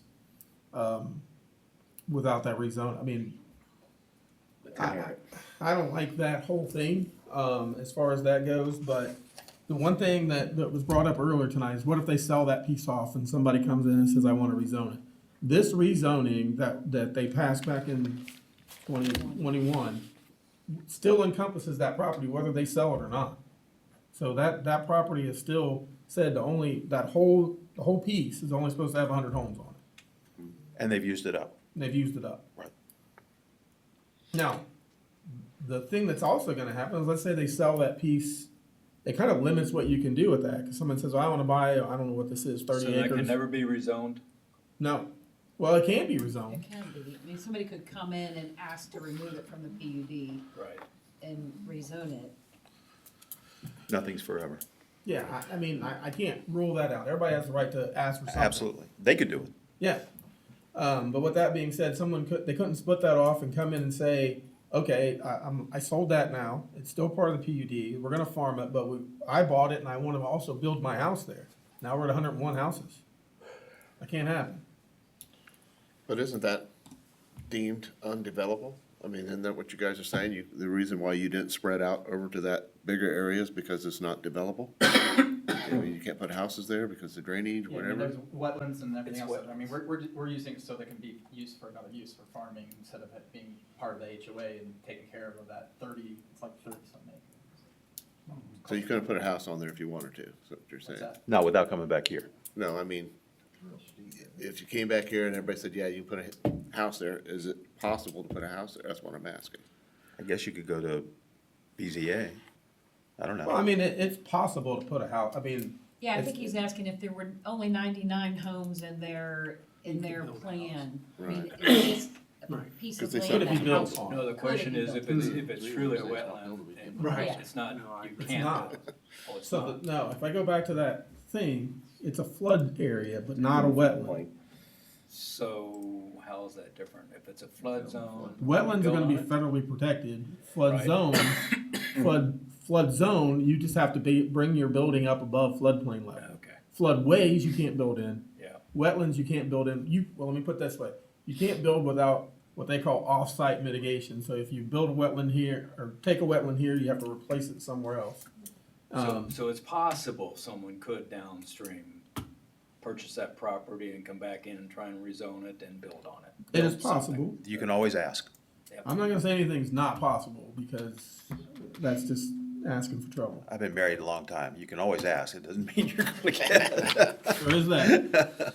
But so, this one, I'm just trying to figure out if there's a way we can lock it in to make that tough as possible for somebody to I come mean, back and it's do that. locked in as much as we can on zoning by saying there's 100 homes on there. Unless you divide it and separate it from this parcel. And it has to come back to be done. Because it is still, what is it? That's not a separate parcel, No. is it? No, see, it would have to come in and That's what I'm it saying. would have to be You would divided have to and separate then it. rezoned and, yeah. Okay. So this development. And we keep good records in the county, right, in our township, right? Now we do. So here, I'm sorry, I forgot I couldn't click on it. If you look here at this corner, with this like reverse Florida wetland coming off of it here, let me zoom in. Their development, the pond is right here next to this, and the development starts over here. Yep. So this whole area down through here is not in the floodplain and not in the wetland. And why is it not being built? That pond?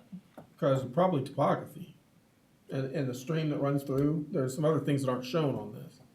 What's this line? This is floodway. this Is there a flood zone. slope issue It's flood to that area that you're concerned about as a builder? Which specific area? This area right in through here. There's quite a topography through there, yeah. That kind of just slopes off through there. Let me go back to this. I can show you a different way. Let me turn on the flood zones from the county. There you go. I can't really overlay it, but the red hash is floodway. You can't build anything in that. There's wetlands that don't show up on this, but I put them on my map that I showed that come down through in here. But there's no wetlands down in here. The orange on this map is a different zone of floodplain. So this is zone AE, this is zone X. And they're just different, they mean different things to FEMA.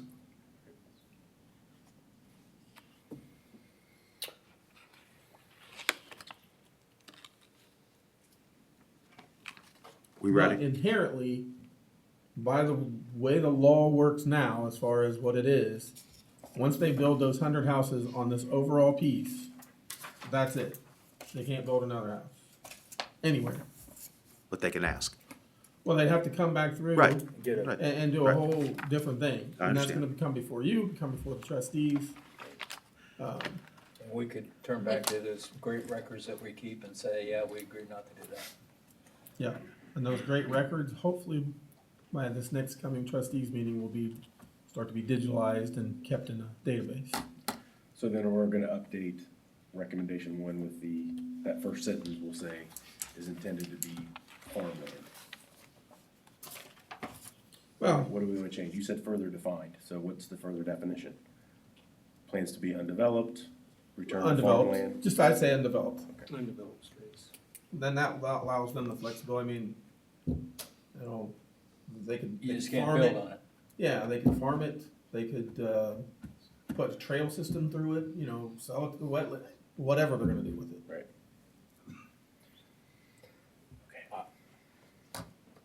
I'm ready for a motion. Write it up. You ready to make the motion? You want me to make the motion? I can always draft it and you can clean it up in your lawyerese. Okay, I'll make a motion. Well, you'll have to pass the gavel, cause you're the chair now. I have to pass it? Well, not Tap it? physically, but you have to say that you have to basically say you're stepping away from being the chair because you wanna make the motion. Oh, well, I'm stepping away from the chair in order to make a motion. Is that good enough? So now you're the chair. Let's hear your motion. Okay.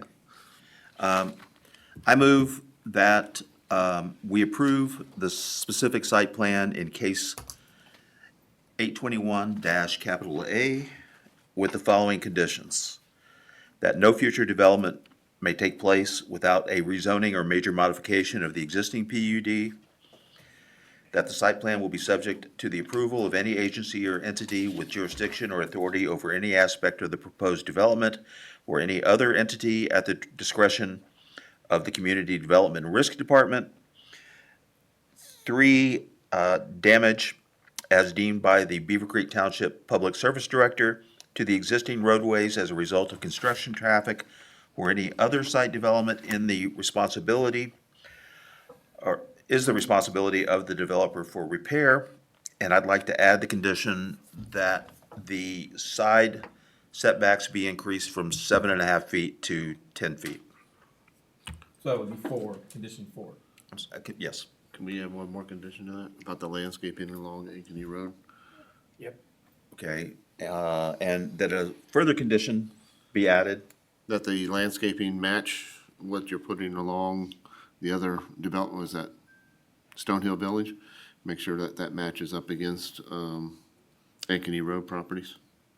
Is that the Kingsgate? No. Kingsgate, yeah, I'm sorry. Are you saying basically add screening to the rest of the Right. development? Yeah. That Yeah. backs to other So, properties? so it backs to the other properties that are on The Ankeny Road. landscaping that backs up, where the development backs up, this is probably the best way to say it, the landscape buffer where the development properties abut the northern and southern property line. So that gives that guy to the north, that we heard from earlier, a buffer along his and the people on the south. The properties that have. Okay, so the condition would be that buffering and landscaping comparable to that along Stonehill Village be added to the north and south side of the property.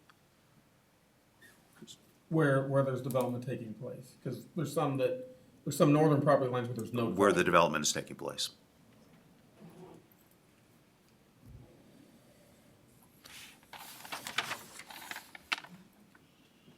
Yeah. That's the only thing I had.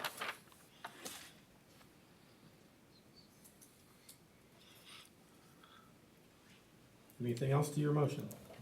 Then you're looking for a second. Who wants to second? Second.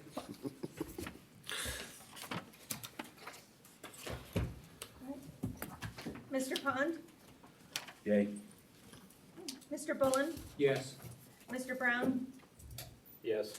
Mr. Porter? Yes. And Mr. Hill? Yes.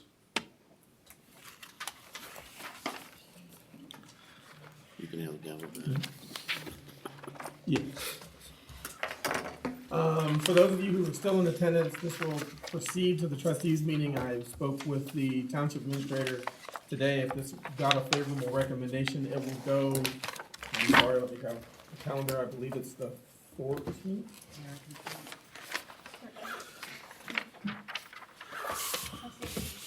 16th.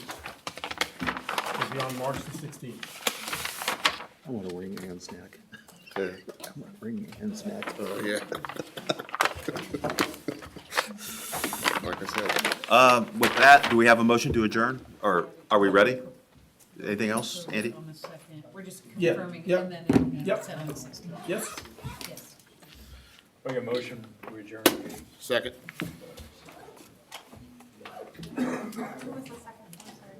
Who seconded that motion? I did. Mr. Porter? Mr. Porter. Mr. Pond? Yes. Mr. Bullen? Yes. Mr. Brown? Yes. Mr. Porter? Yes. Mr. Hill? Yes. For the record. What do you think I said? Sure, let the seed. I didn't sign on for this. I was gonna be the alternate, remember? Well, you made too much of an impact with it. All those